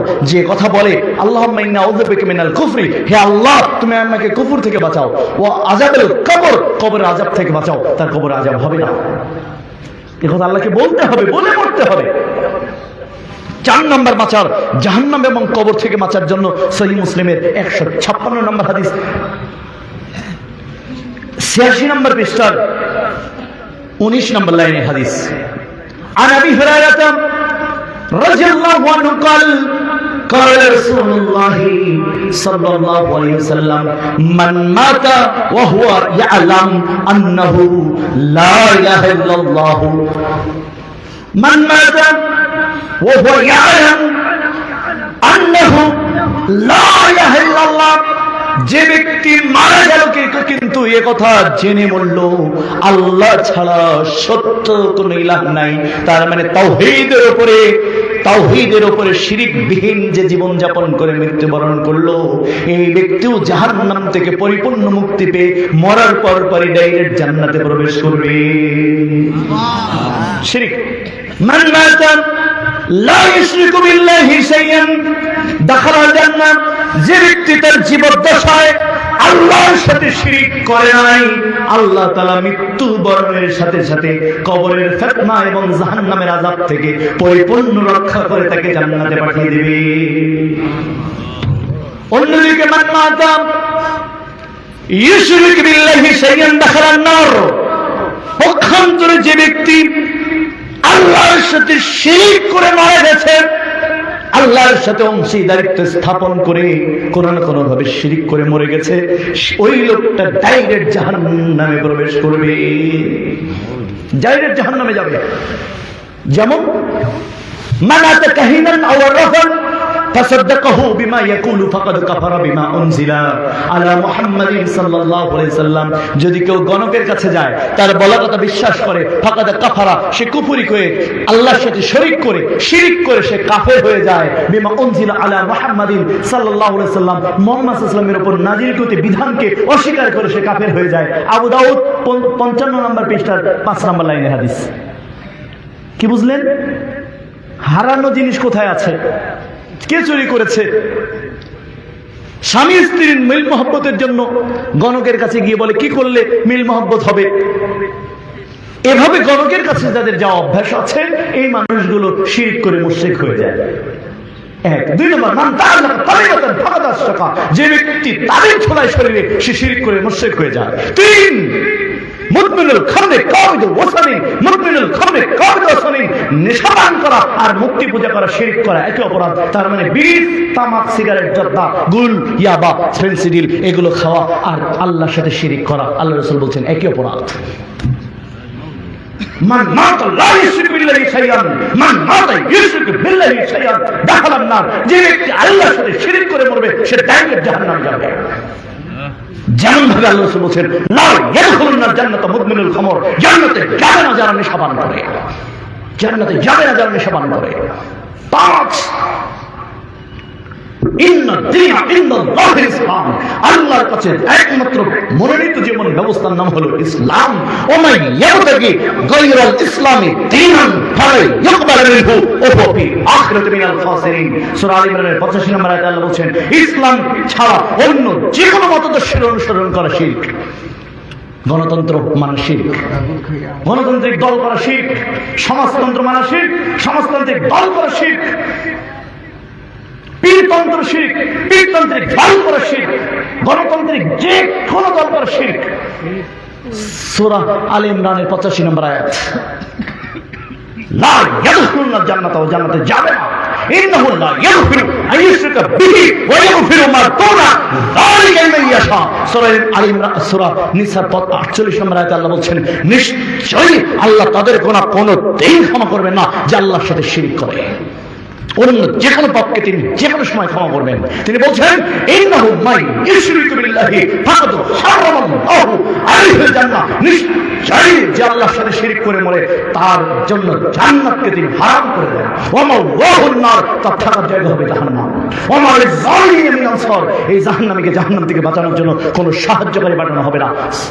সূরা মাইদার 72 নম্বর আয়াত, 5 নম্বর সূরার 72 নম্বর আয়াত। রাজনৈতিক গণতান্ত্রিক যে কোনো দলের নেতারা শিরক করে মুশরিক, ও মরে গেলে জান্নাতে জাহান্নামে যাবেই, ওর কোনো পাপ ঠেকাতে পারবে না। সে যত বড় গণতান্ত্রিক দলের নেতা হোক, পৃথিবীর সব মানুষ যদি গণতান্ত্রিক দলের নেতার নেত্রীর জন্য জানাজা পড়ে, পৃথিবীর সব মানুষ যদি তার ক্ষমা প্রার্থনা করে, এমনকি সকল নবী রাসূল যদি কবর থেকে উঠেও কোনো গণতান্ত্রিক নেতার জন্য মাগফিরাত কামনা করে, তাদেরকেও আল্লাহ পথভ্রষ্ট করে দিবেন। যারা আল্লাহর সাথে শিরক করে যারা মরে গেছে তাদের জন্য ক্ষমা প্রার্থনা করা হারাম। গণতান্ত্রিক দল ছাড়তে হবে, সমাজতান্ত্রিক দল ছাড়তে হবে, পীরতন্ত্র ছাড়তে হবে।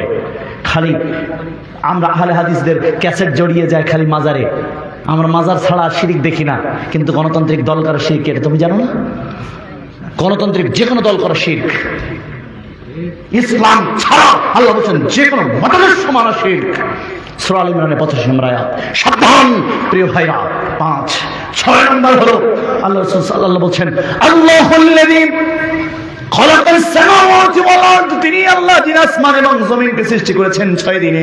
সুম্মাস্তাওয়া আলাল আরশ, অতঃপর তিনি সমন্বিত, তিনি উঠেছেন আলাল আরশিস্তাওয়া, উঠেছেন আরশের উপরে।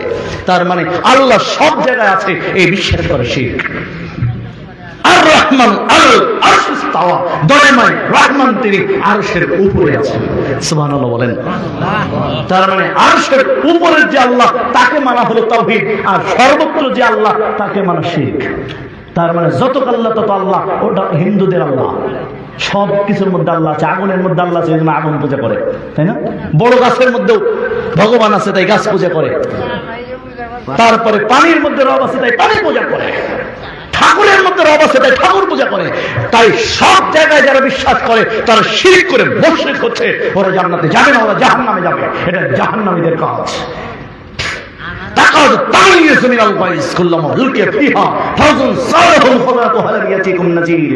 পাপাচারীদেরকে দেখে জাহান্নাম তখন ফেটে পড়তে থাকবে, জাহান্নাম চিৎকার করতে থাকবে, জাহান্নাম উদ্বেলিত হতে থাকবে।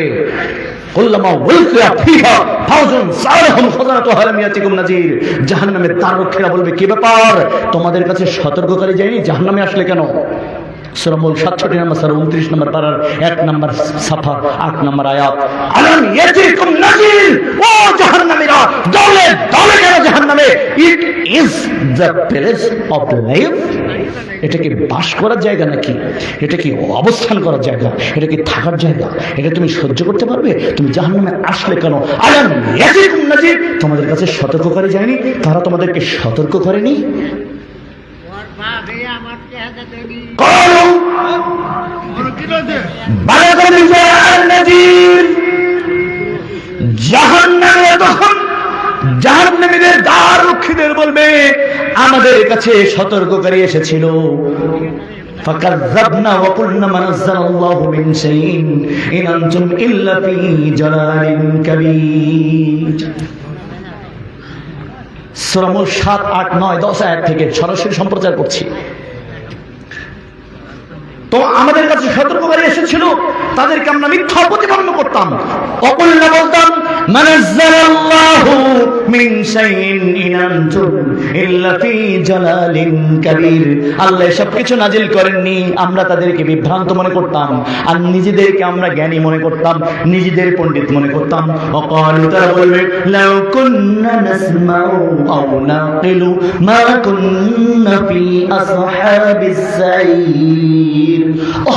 দুনিয়ায় থাকতে আমাদের সতর্ককারীদের সতর্ক বার্তাগুলো যদি মেনে নিতাম আর বিবেকটাকে কাজে লাগাতাম, তাহলে কি যন্ত্রণাদায়ক বিধক্ত চামড়া বিনষ্টকারী কলিজা জ্বালানো জাহান্নাম ভোগ করতে হতো না।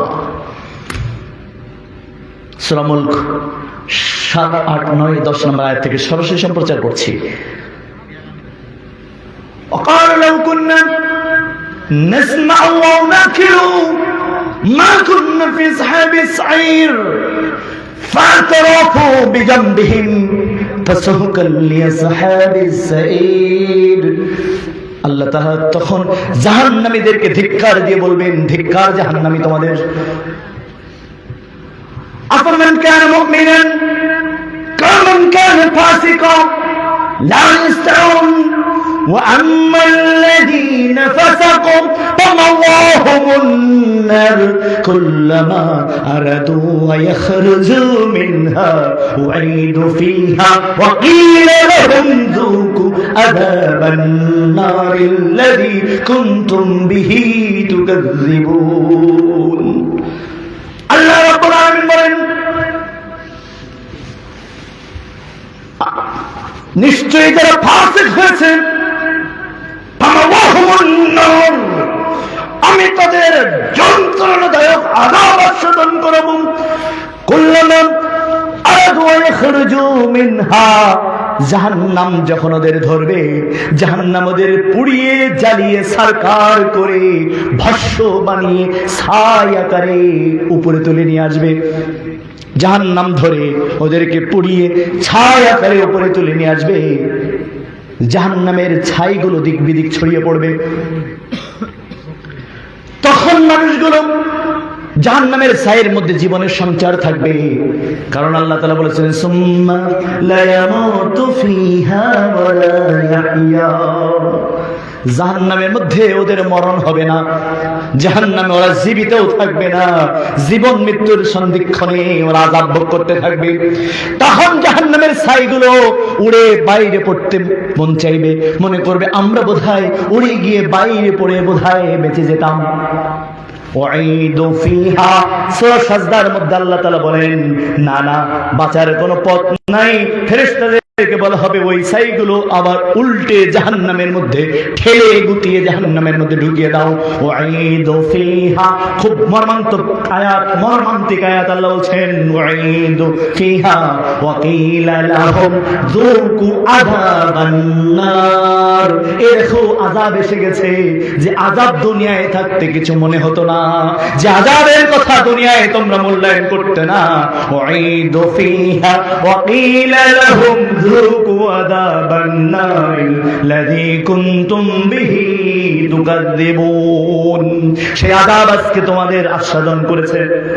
আল্লাহ তাআলা বলেন, যখন ওদেরকে জাহান্নামে ঢুকিয়ে দিয়ে আমি বলবো আমি তোমাদেরকে ভুলে গেলাম, যেভাবে দুনিয়ায় আমার নিষেধ আমার আদেশগুলো ভুলে যেভাবে তোমরা থাকতে, ওই স্টাইলে আমি আল্লাহ আজকেও আই হ্যাভ ফরগটন ইউ, আমি তোমাদের ভুলে গেলাম। আল্লাহ বলবেন আমি তোমাদের ভুলে গেলাম। সূরা সাজদা 17 থেকে 18 থেকে 24 আয়াত পর্যন্ত খেয়াল করুন, আমি তোমাদেরকে ভুলে গেলাম। তখন মানুষগুলো চিৎকার করে বলবেন কথা আছে, বলো।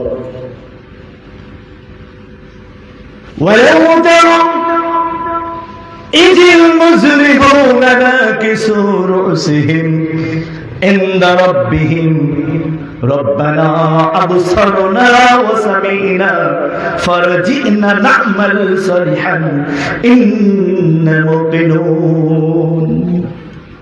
রব একটা কথা বলো, আমরা তো জাহান্নাম চোখে দেখতে পাচ্ছি, জাহান্নামের আযাব আমাদেরকে ধরে ফেলেছে, আমরা জাহান্নামের বিকট আওয়াজ, আমাদের কানাল তালা ফেটে যাচ্ছে, আমরা জাহান্নামের বিভৎসতা তো চোখে দেখতে পাচ্ছি, জাহান্নামের নৃশংসতা তো আমরা দেখেই ফেললাম। ফারজিনা, একবার কি একটু দুনিয়ায় পাঠানো যায়? খেয়াল করেন সূরা সাজদার 12 আয়াত থেকে বর্ণনা করছি, 21 পারা 32 নম্বর সূরা। রব ফারজিনা, আমাদের একটু দুনিয়ায় পাঠিয়ে দিবা। কি করবে? না'মাল সালিহান, আল্লাহ দুনিয়ায় প্রত্যেকটা মুহূর্ত, প্রত্যেকটা সেকেন্ড আমরা নেক আমল করব। ইন্না মুকিনুন, রব যদি একবার আমাদের দুনিয়ায় সুযোগ দেওয়া হয়, একবারের জন্য যদি সুযোগ আমাদের দেওয়া হয়, ইন্না মুকিনুন, আমরা দৃঢ়চেতা বিশ্বাসী হয়ে আসব, তোমার সাথে কোন ধরনের কুফরিতে কোনদিন লিপ্ত হব না, কুফরি বাক্য, কুফরি কর্ম, কুফরি চেতনার সাথে কোনদিন লিপ্ত হব না। ইন্না মুকিনুন, রব গো, আমরা দৃঢ় বিশ্বাসী হয়েই তোমার কাছে আসব, আমরা দৃঢ় বিশ্বাসী হয়ে আসবো। আল্লাহ রাব্বুল আলামিন বলেন, ওয়ালাউ শি'না লা'আতাইনা কুল্লা নাফসিন হুদাহা ওয়ালাকিন হাক্কাল কাওলু মিন্নি লা'আমলা'আন্না জাহান্নামা মিনাল জিন্নাতি ওয়ান নাসি আজমাইন। ও জাহান্নামীরা, আজকে তোমরা কোনো ওজর পেশ করো না। আমি যদি ইচ্ছা করতাম তোমাদের বাধ্য করতে পারতাম। দেখেন কি সুন্দর করে আল্লাহ বলছেন, আমি যদি ইচ্ছা করতাম তোমাদের নেক কাজ করতে বাধ্য করতে পারতাম।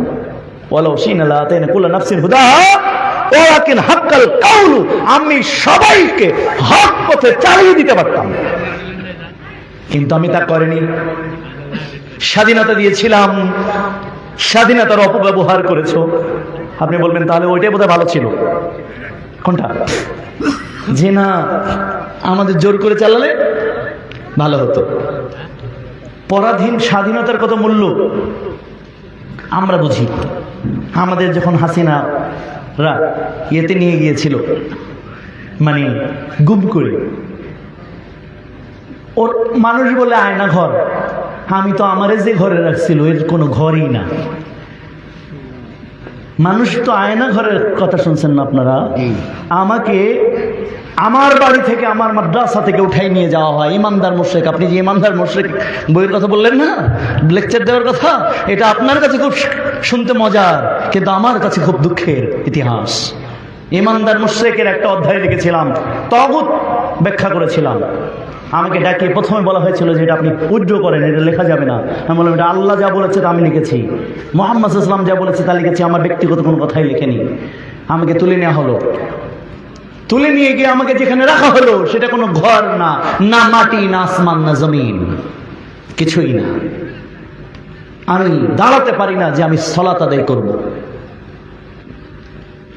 আমি আলো না অন্ধকার না, এমন একটা জায়গা যেন, মানে আধার, যে এত আধার হতে পারে যে আমার নিজের হাতটাও আমি চোখে দেখতে পাই না।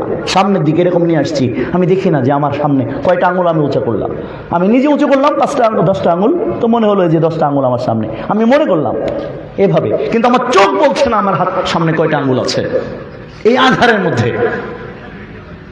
তো আরেকটা হচ্ছে আমি সালাত আদায় করতে পারি না, দাঁড়াতে পারছি না।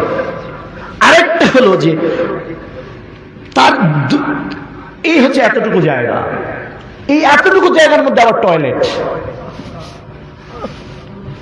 আর বাকি এক হাত হলো টয়লেটের বাইরের জায়গা, থাকার জায়গা, আর এক হাতের পারে হলো টয়লেট, সেখান থেকে দুর্গন্ধ আসছে। বলেন এটা ঘর? আপনাদের যারা আয়না ঘরে গল্প শুনিয়েছে ওরা তো তাও ঘরে ছিল, এটা ঘর না। এবার আমি এটা বলার উদ্দেশ্য না, মূল ঘটনা আমরা বলি। এখান থেকে হঠাৎ করে আমাদেরকে মেরে ফেলার জন্য গাইবান্ধা একটা অঞ্চলে আমি বুঝলাম, ওই এলাকার কিছু ভাষা শুনি, যেহেতু সকল জেলায় আমি গিয়েছি, একটা ওদের মধ্যে বলাবলি করছে যে ওর বাড়ি বগুড়া, আর একজন বদলে বলছে আমি ও কথা বলছি। গাইবান্ধার কিছু ভাষা শুনে বুঝলাম যে ওই অঞ্চলে আমাকে একটা জঙ্গলে নেওয়া হয়েছে, ওই রাতে আমাকে মেরে ফেলবে। তো আমাকে বলছে যে কালেমা পড়ো। তো বললাম কোন কালেমা পড়বো? তো আরেকজন বললো ওনারে তওবা পড়াও। তা আমি বললাম তুমি আমাকে তওবা পড়াবা আর আমি সেই তওবা পড়বো? তোমার তওবা তোমার কাছে থাক, আমারটা আমার কাছে আছে। আমাকে কাউকে তওবা পড়তে হবে না, আর আমাকে কালেমা পড়তে হবে না, আমি কালেমার শিক্ষক। আমাকে তুমি কালেমা পড়াচ্ছ? কে কালেমা পড়াবে আমাকে? আমার চোখটা খুলে নাও, তাকে আমি একটু দেখি। বলছে তোমার শেষ ইচ্ছা বলো। আমাকে বলছে এখন তোকে মেরে তাও তুই করে বল। যারা হয়তো আমার ছাত্র হওয়ারও যোগ্যতা নাই, আমি বিশ্ববিদ্যালয়ের শিক্ষক মানুষ, আমি একজন মুহাদ্দিস মানুষ, আমি বুখারী পড়াই, আমি তাফসীর পড়াই, আমাকে তুই করে বলে। তা আমি বললাম যে ঠিক আছে, আমিও তুমি করে বললাম যে তুমি যে আমাকে মেরে মানে কালেমা পড়াবা। তা আমার চোখটা খুলো, যে আমাকে কালেমা পড়ায় তাকে আমি দেখি কে আমাকে কালেমা পড়াচ্ছে। আমি তো কালেমার শিক্ষক, আর আমাকে তওবা পড়াবো, আমি তো তওবার শিক্ষক। কে তওবা পড়াচ্ছ একটু দেখি, চোখটা খুলে দাও, পিছনে হাত বাঁধা, আমি তো নিজেই খুলতে পারছি না, চোখটা খুলে দাও দেখি। আমার শেষ ইচ্ছে এটাই, কে আমাকে তওবা পড়ায় তাকে দেখবো। ওদের ভয় লেগে গেছে, বাপরে সর্বনাশ, আমরা দেখতে চাই। মাশাআল্লাহ, এটা বলার উদ্দেশ্য না, বলার মূল আল্লাহ যে বলেন ওয়ালাউ শিনা লাআতাইনা কুল্লা নাফসিন হুদাহা ওয়ালাকিন হাক্কাল কাউলু মিন্নি লা'আমলা'ন্না জাহান্নামা মিনাল জান্নাতি ওয়ান নাস আজমাইন। জাহান্নামীরা, জাহান্নাম দেখে এখন তুমি আমার থেকে মুক্তি চাচ্ছ? জাহান্নাম না দেখে ভয় করতে পারলে না? আর আমি তো ইচ্ছা করলে চালিয়ে দিতে পারতাম, জোর করে আমি তোমার স্বাধীনতা হরণ করে আমার পথে চালাতে পারতাম, কিন্তু স্বাধীনতার মূল্য বোঝাচ্ছি। এবার ওদিন রাত্রে আমার খুব কষ্ট হচ্ছিল। তো আমি সাধারণত সূরা মুলক রাতে তেলাওয়াত করার অভ্যাস আমার ছাত্র জীবন থেকে। তো আমি আল্লাহর কাছে বললাম যে আল্লাহ এত আযাব তো সহ্য করতে পারি না।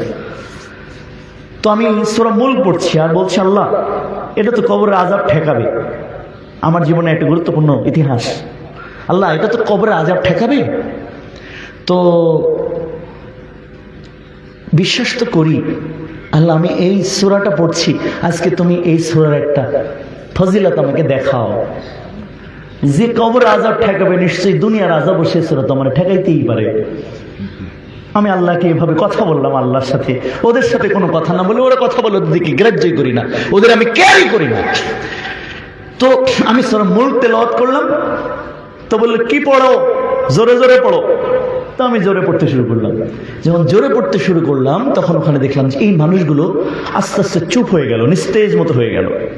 নিস্তেজ হয়ে বলল, একজন বলছে ওনার হাত দুটো খুলে দাও। তাৎক্ষণিক বললো ওনার হাত দুটো খুলে দাও। এরপরে বললো যে ওনাকে একটু পানি এনে দাও। একজন বললো যে এটা আমি টাকা দিচ্ছি, তুমি পানি এনে দাও। তো পানি এনলো, বলছে একটু পানি খান। এবারে আমাকে আপনি বলে কথা শুরু হলো, বলছে একটু পানি খান। তা আমি বললাম যে পানি খাবো না। তা বলছে আপনি তো গতকাল থেকে পানি না খাওয়া, তৃষ্ণা লাগেনি? আমি বললাম কলিজা ফেটে যাচ্ছে, অনেক তৃষ্ণার্ত, কিন্তু আপনার এই টাকা নিয়ে আমার সন্দেহ আছে। আমি হারাম জানা মতে খাইনি, আর আপনাদের যে আমার মতো মানুষকে যেখানে নিয়ে আসা হয়েছে আমি মনে করি না এই টাকাওয়ালা, টাকাটা হালাল টাকা আমি মনে করছি না, এই জন্য আমি এই পানি খাবো না। আমার মালিক যদি পানি খাওয়ায় খাবো, নাহলে এভাবেই আমাকে মেরে ফেলো, আমি তোমাদের এই টাকার পানি খাবো না। এর মধ্যে একজন পিছন থেকে বগুড়ায় বাড়ি একটা ছেলে আল্লাহর নামে শপথ করে বলছে, আল্লাহর কসম হুজুর আপনি খান, এটা আমার বাবা পাঠিয়েছে, আমার বাবা একজন মাদ্রাসার শিক্ষক। বলছে আপনি খান। আমি আমার বাবার টাকা দিলাম, বাবা আমাকে একটা জিনিস কেনার জন্য পাঠিয়েছে, আমি সেই টাকা দিয়ে দিলাম, নেন খান। খেলাম পানি। খাওয়ার পরে ওরা চোখ খুলবে না, কারণ এটা ওদের বিপদ আছে। বললো যে চোখটা খোলা গেল না, গাড়িতে ওঠালো। গাড়িতে উঠিয়ে আমাকে চালাতে চালাতে চালাতে চালাতে প্রায় 7 ঘন্টা চালানোর পর এক জায়গায় এনে রাখলো। রাখার পরে দেখলাম সেখানে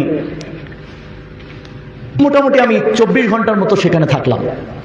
24 ঘন্টা পরে একজন লোক কাঁদতে কাঁদতে আসলো। আসার পরে বললাম তোমার বাড়ি কোথায়? তো সে বলছে যে আমার বাড়ি ঢাকায়। কোথায় কি করো? বলে ঢাকা এয়ারপোর্টে চাকরি করি। তো বুঝলাম যে আমি বোধহয় এখন ঢাকায়, তাহলে ঢাকা এয়ারপোর্টে চাকরি করি, ভালো কথা। তো এয়ারপোর্টে চাকরি করি। এখন লোকটা বললো যে আমি এয়ারপোর্টে কি একটা কাস্টম বা এ ধরনের কিছু একটা বললো যে এখানে চাকরি করি। তখন ও বললো যে আমি কি একটা ভুল হয়ে গেছে, সেজন্য ম্যাজিস্ট্রেট আমাকে 15 দিনের জেল দিয়েছে, মানে এক্সিকিউটিভ ম্যাজিস্ট্রেট, বোঝা গেল। তো কান্না করতেছে, কান্না করতে করতে প্রথমে বলতেছে হুজুর আমার বাচ্চাটা আমাকে খাবার কেনার কথা বলেছিল, আমি খাবার কিনেছিলাম, আমার মোবাইলে আমার বাচ্চা খেতে চাইছিল, আমি বাচ্চার জন্য খাবার কিনি। এই কথা বলতে বলতে ফিট হয়ে গেছে, আর কথা বলতে পারছেন না। তখন পাশ থেকে একজন এসে আমার চোখটা খুলে দিয়েছে। তো চোখ খুলে দিলে আমি ওই ছেলেটাকে একটু মাথায় পানি দিয়ে একটু মাথা ম্যাসেজ করে আমি ওকে জাগাতে চেষ্টা করলাম। তো কিছুক্ষণ পর 10-15 মিনিট পর স্বাভাবিক হলো, ঠিক হলো। হওয়ার পরে বলছে হুজুর আমার ওয়াইফ প্রেগনেন্ট, বলে আবার ফিট হয়ে গেছে। তো আবার আমরা ওকে সুস্থ করার চেষ্টা করলাম। আমি বললাম কি হয়েছে তোমার? বললাম আমাকে 15 দিনের জেল দেওয়া হয়েছে। তা বললাম তুমি 15 দিন পর, তোমার তো নিশ্চয়তা আছে এখান থেকে 15 দিন মাত্র কয়েকক্ষণ পর তোমার এটা এই জেল জিন্দেগি তোমার শেষ হয়ে যাবে। কিন্তু আমাকে দেখো, আমাকে আনা হয়েছে, আমাকে জীবনে আর যদি এরা কখনো এই জুলুমবাজ গভর্নমেন্ট যদি পরিবর্তন না হয়, এই প্রশাসন যদি দেশ থেকে না চলে যায়, হয়তো আমার জীবন এখানে চলে যাবে, আমার কোনোদিন ছাড়া হবে না। তো তুমি দেখো আমারও বাচ্চা আছে, আমারও স্ত্রী আছে, আমারও সংসার আছে, আমারও পরিবার আছে, তো তুমি আমাকে দেখো। তো এবার আমাকে ও দেখে একটু হাসি দিল। তা তো ঠিক কথা। এবার বলার পরে লোকটা টয়লেটে গিয়েছে। টয়লেটে যাওয়ার পর টয়লেটের পিছন দিয়ে ছোট্ট একটু জায়গা, ওখান থেকে দেখি অনেকক্ষণ টয়লেটে গিয়ে আর আসে না। আমি চিন্তা করলাম যে কি ব্যাপার, টয়লেটের দরজাও খোলা আবার আসে না, কি হলো? এবার আমি টয়লেটের দরজা দিয়ে প্রবেশ করলাম। প্রবেশ করে দেখি এরকম ছোট্ট একটু জায়গা, মুখ এভাবে লাগিয়ে বাইরে তাকিয়ে আছে। তা আমি মাথাটা দিলাম, বললাম আমার কাঁধে মাথা রাখ, নামো। এবার নামছে। নামার পর বললাম যে এখানে কি দেখো? তো বলছে হুজুর একটা জিনিস দেখি, আমার জীবনের সবচেয়ে নির্মম ইতিহাস এটা। আমি একটা জিনিস দেখি। কি দেখছো? তো বললো আপনি দেখবেন, ভালো লাগবে।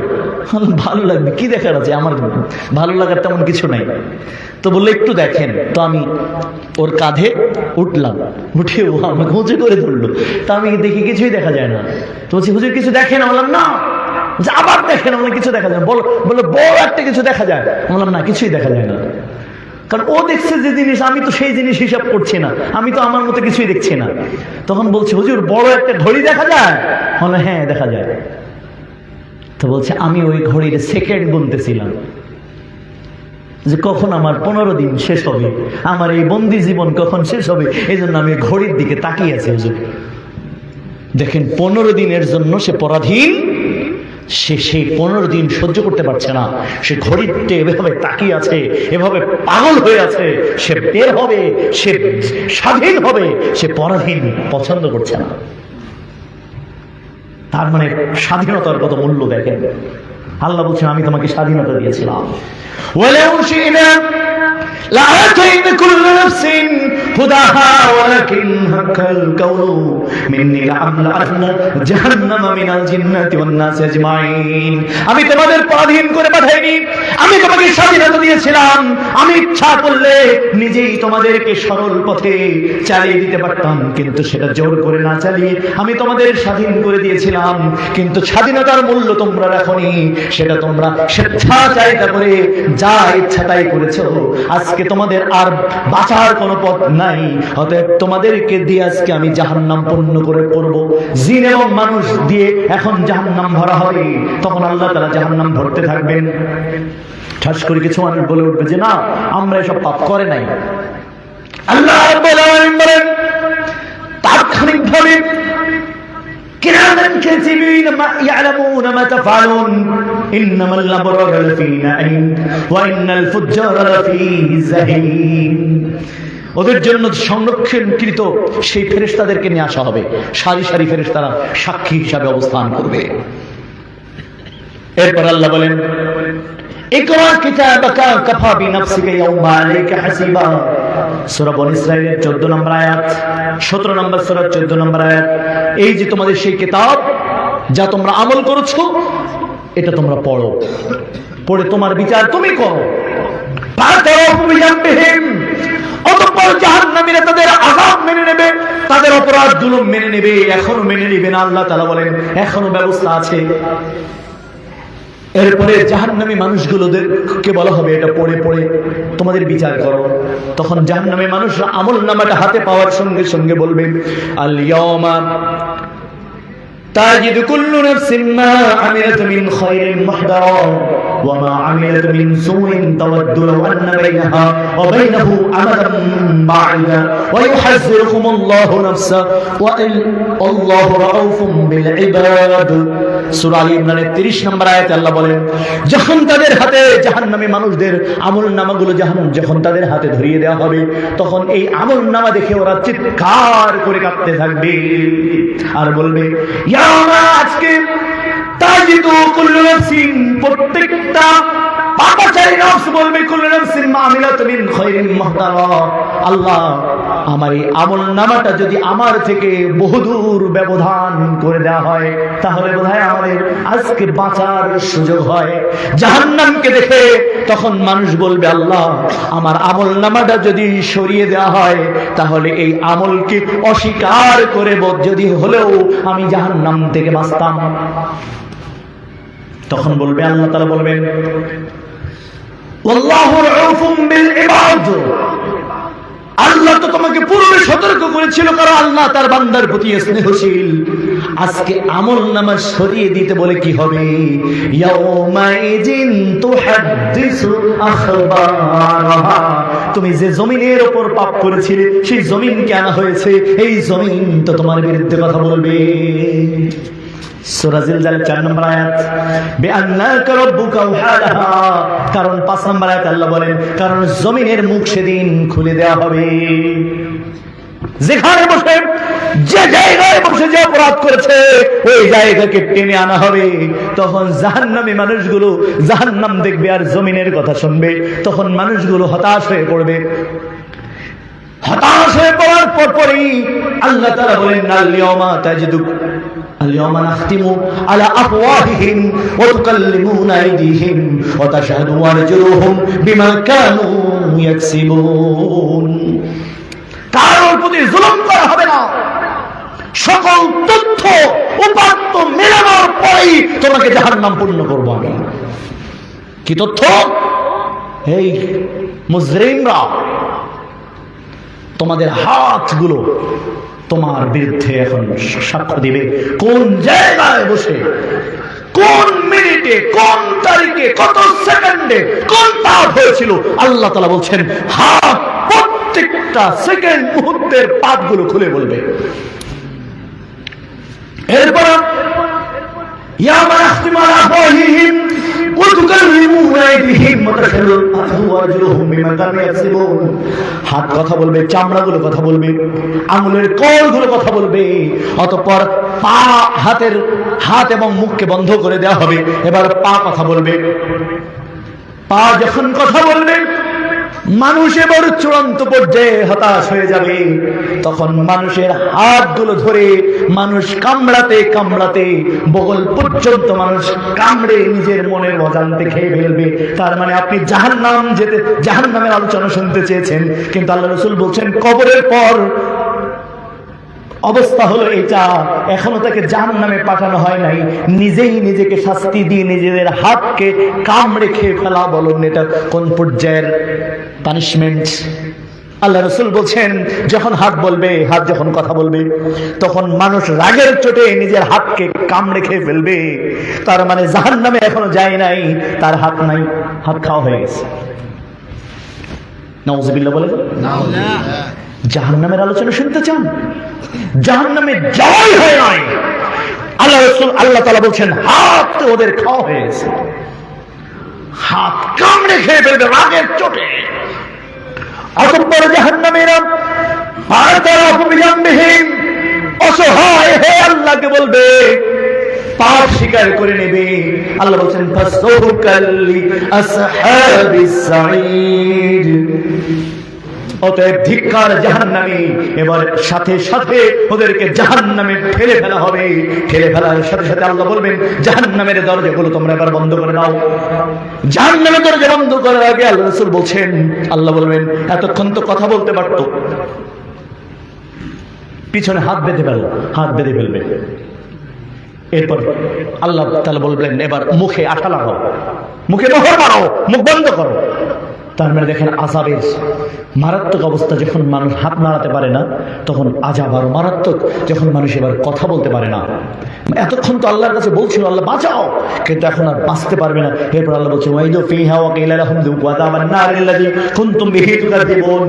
দরজা লাগানোর আগেই আল্লাহ জাহান্নামীদের বলবেন, জাহান্নামীরা আজকে এখন আমি চূড়ান্তভাবে তোমাদের ভুলে গেলাম, ভুলে গেলাম। নাউযুবিল্লাহ বলেন না, আমি ভুলে গেলাম। ওই যে তোমরা যেভাবে দুনিয়ায় ভুলে যেতে, আমিও ভুলে গেলাম। ভোগ করো যুকু আযাবান নার, সেই আযাব এখন তোমরা ভোগ করো। এবার মানুষগুলো আযাব ভোগ করতে থাকবে, তখন তার সামনে আর কোনো সুযোগ আসবে না। পক্ষান্তরে আল্লাহ তাআলা বলেন وَأَمَّا الَّذِينَ آمَنُوا وَعَمِلُوا الصَّالِحَاتِ كَانَتْ لَهُمْ إِنَّ الَّذِينَ آمَنُوا وَعَمِلُوا الصَّالِحَاتِ كَانَتْ لَهُمْ جَنَّاتُ الْفِرْدَوْسِ نُزُلًا। নিশ্চয়ই যারা নেক কর্ম সম্পাদন করেছে তাদের জন্য আমি নিয়ামত ভরা জান্নাত রেখে দিয়েছি, জান্নাতুল ফিরদাউসিন নুজুলা। সেটা হলো জান্নাতুল ফিরদাউস, খালিদিনা ফিহা লা ইয়াবগুনা আনহা হিওয়ালা।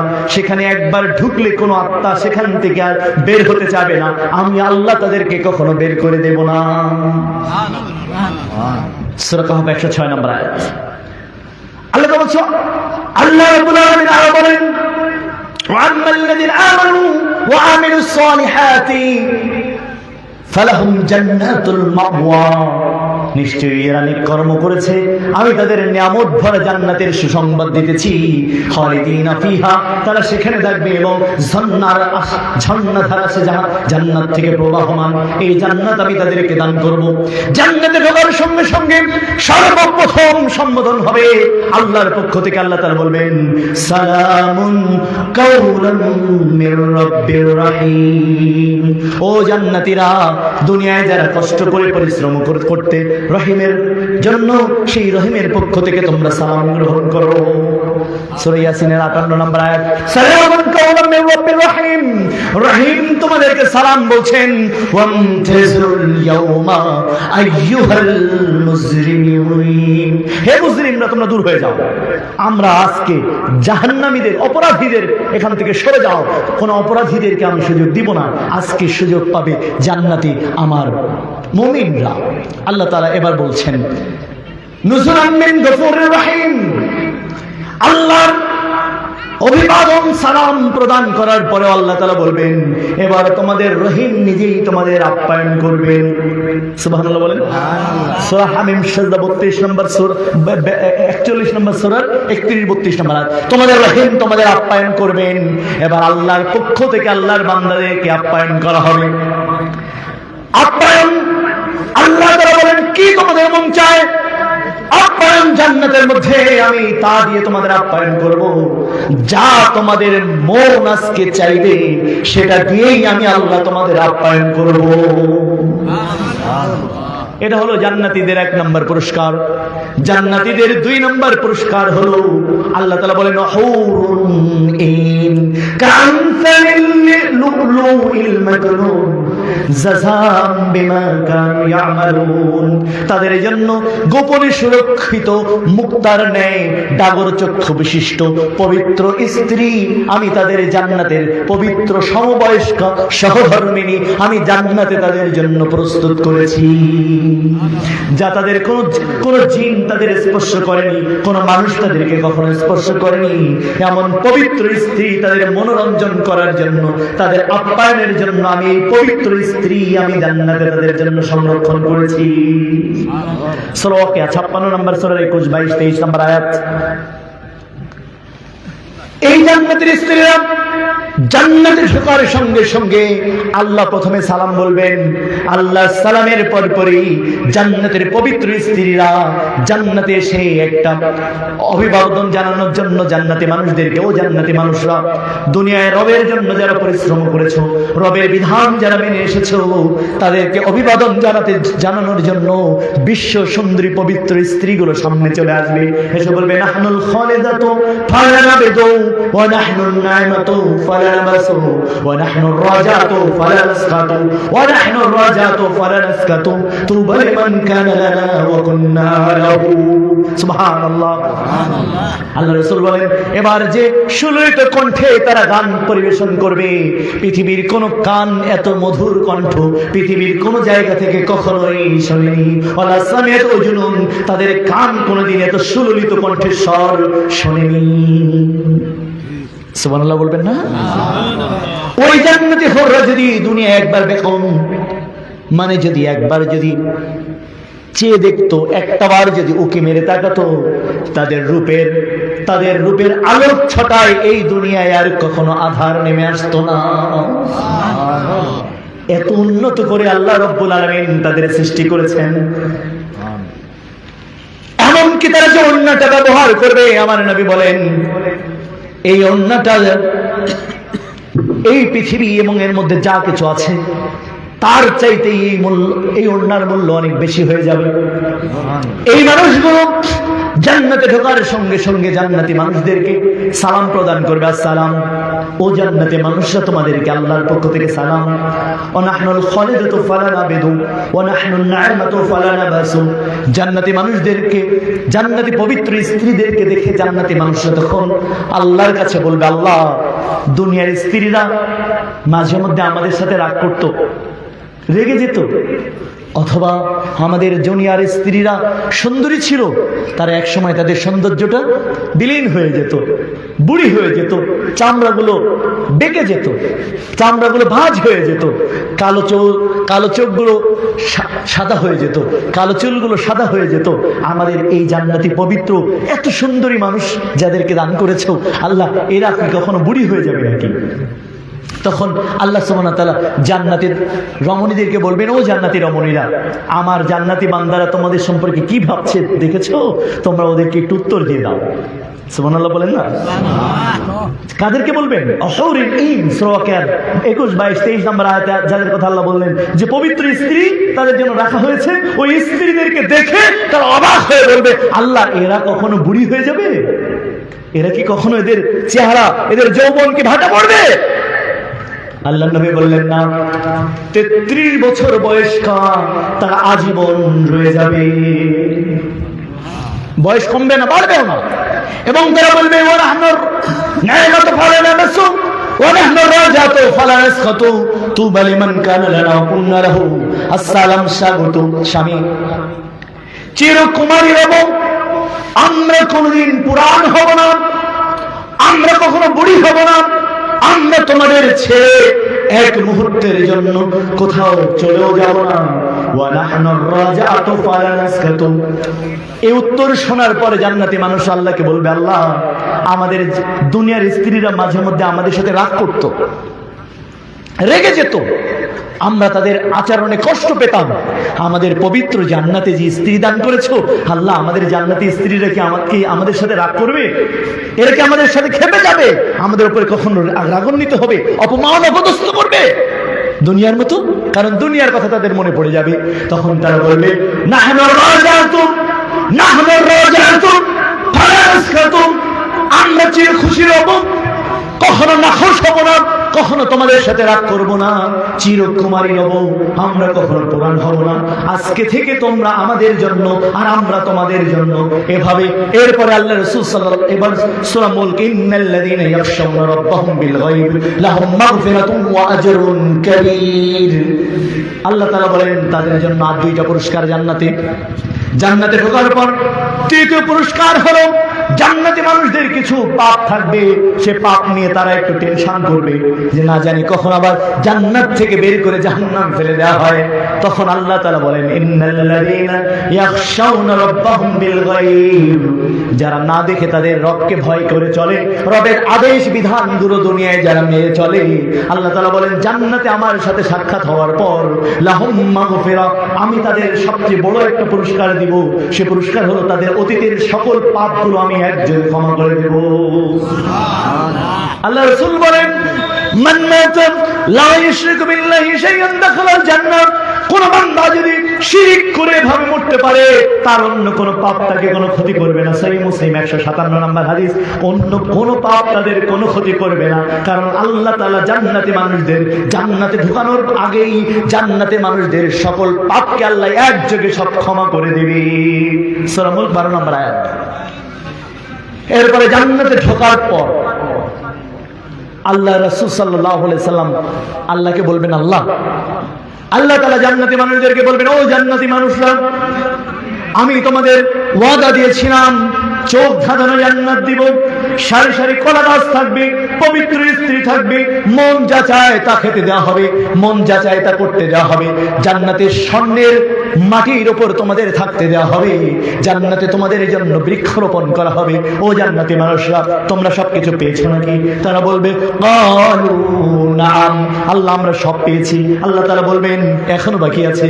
আল্লাহ রাসূল তখন বলবেন, আল্লাহ জান্নাতে মানুষরা তোমার কাছে বলতে ভয় পায়, তারা সবকিছু পেয়েছে, কিন্তু যে রবের জন্য তারা তাহাজ্জুদ পড়েছে শীতের মধ্যে, যে রবের জন্য রক্তাক্ত শহীদ হয়েছে, যে রবের জন্য জিহাদের ময়দানে জীবন বিলিয়ে দিয়েছে, যে রবের জন্য মন চায় জিন্দেগি ছেড়ে দিয়ে আল্লাহ চায় জিন্দেগি পালন করেছে, তোমার জান্নাতি মানুষরা সব পেয়েছে, কিন্তু এখনো পর্যন্ত যে রবের জন্য তাদের এই ত্যাগ স্বীকার, সেই রবের সাথে এখনো তাদের সরাসরি সাক্ষাৎ হয় নাই।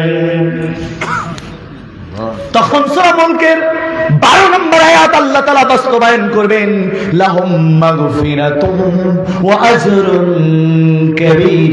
জান্নাতীদের জন্য জান্নাতের মধ্যে বড় বড় নিয়ামতের মধ্যে সবচেয়ে বড় নিয়ামত আল্লাহ যেটা দান করবেন, আল্লাহ তাআলা নিজেই বলেন ওয়া আজরুন কাবীর।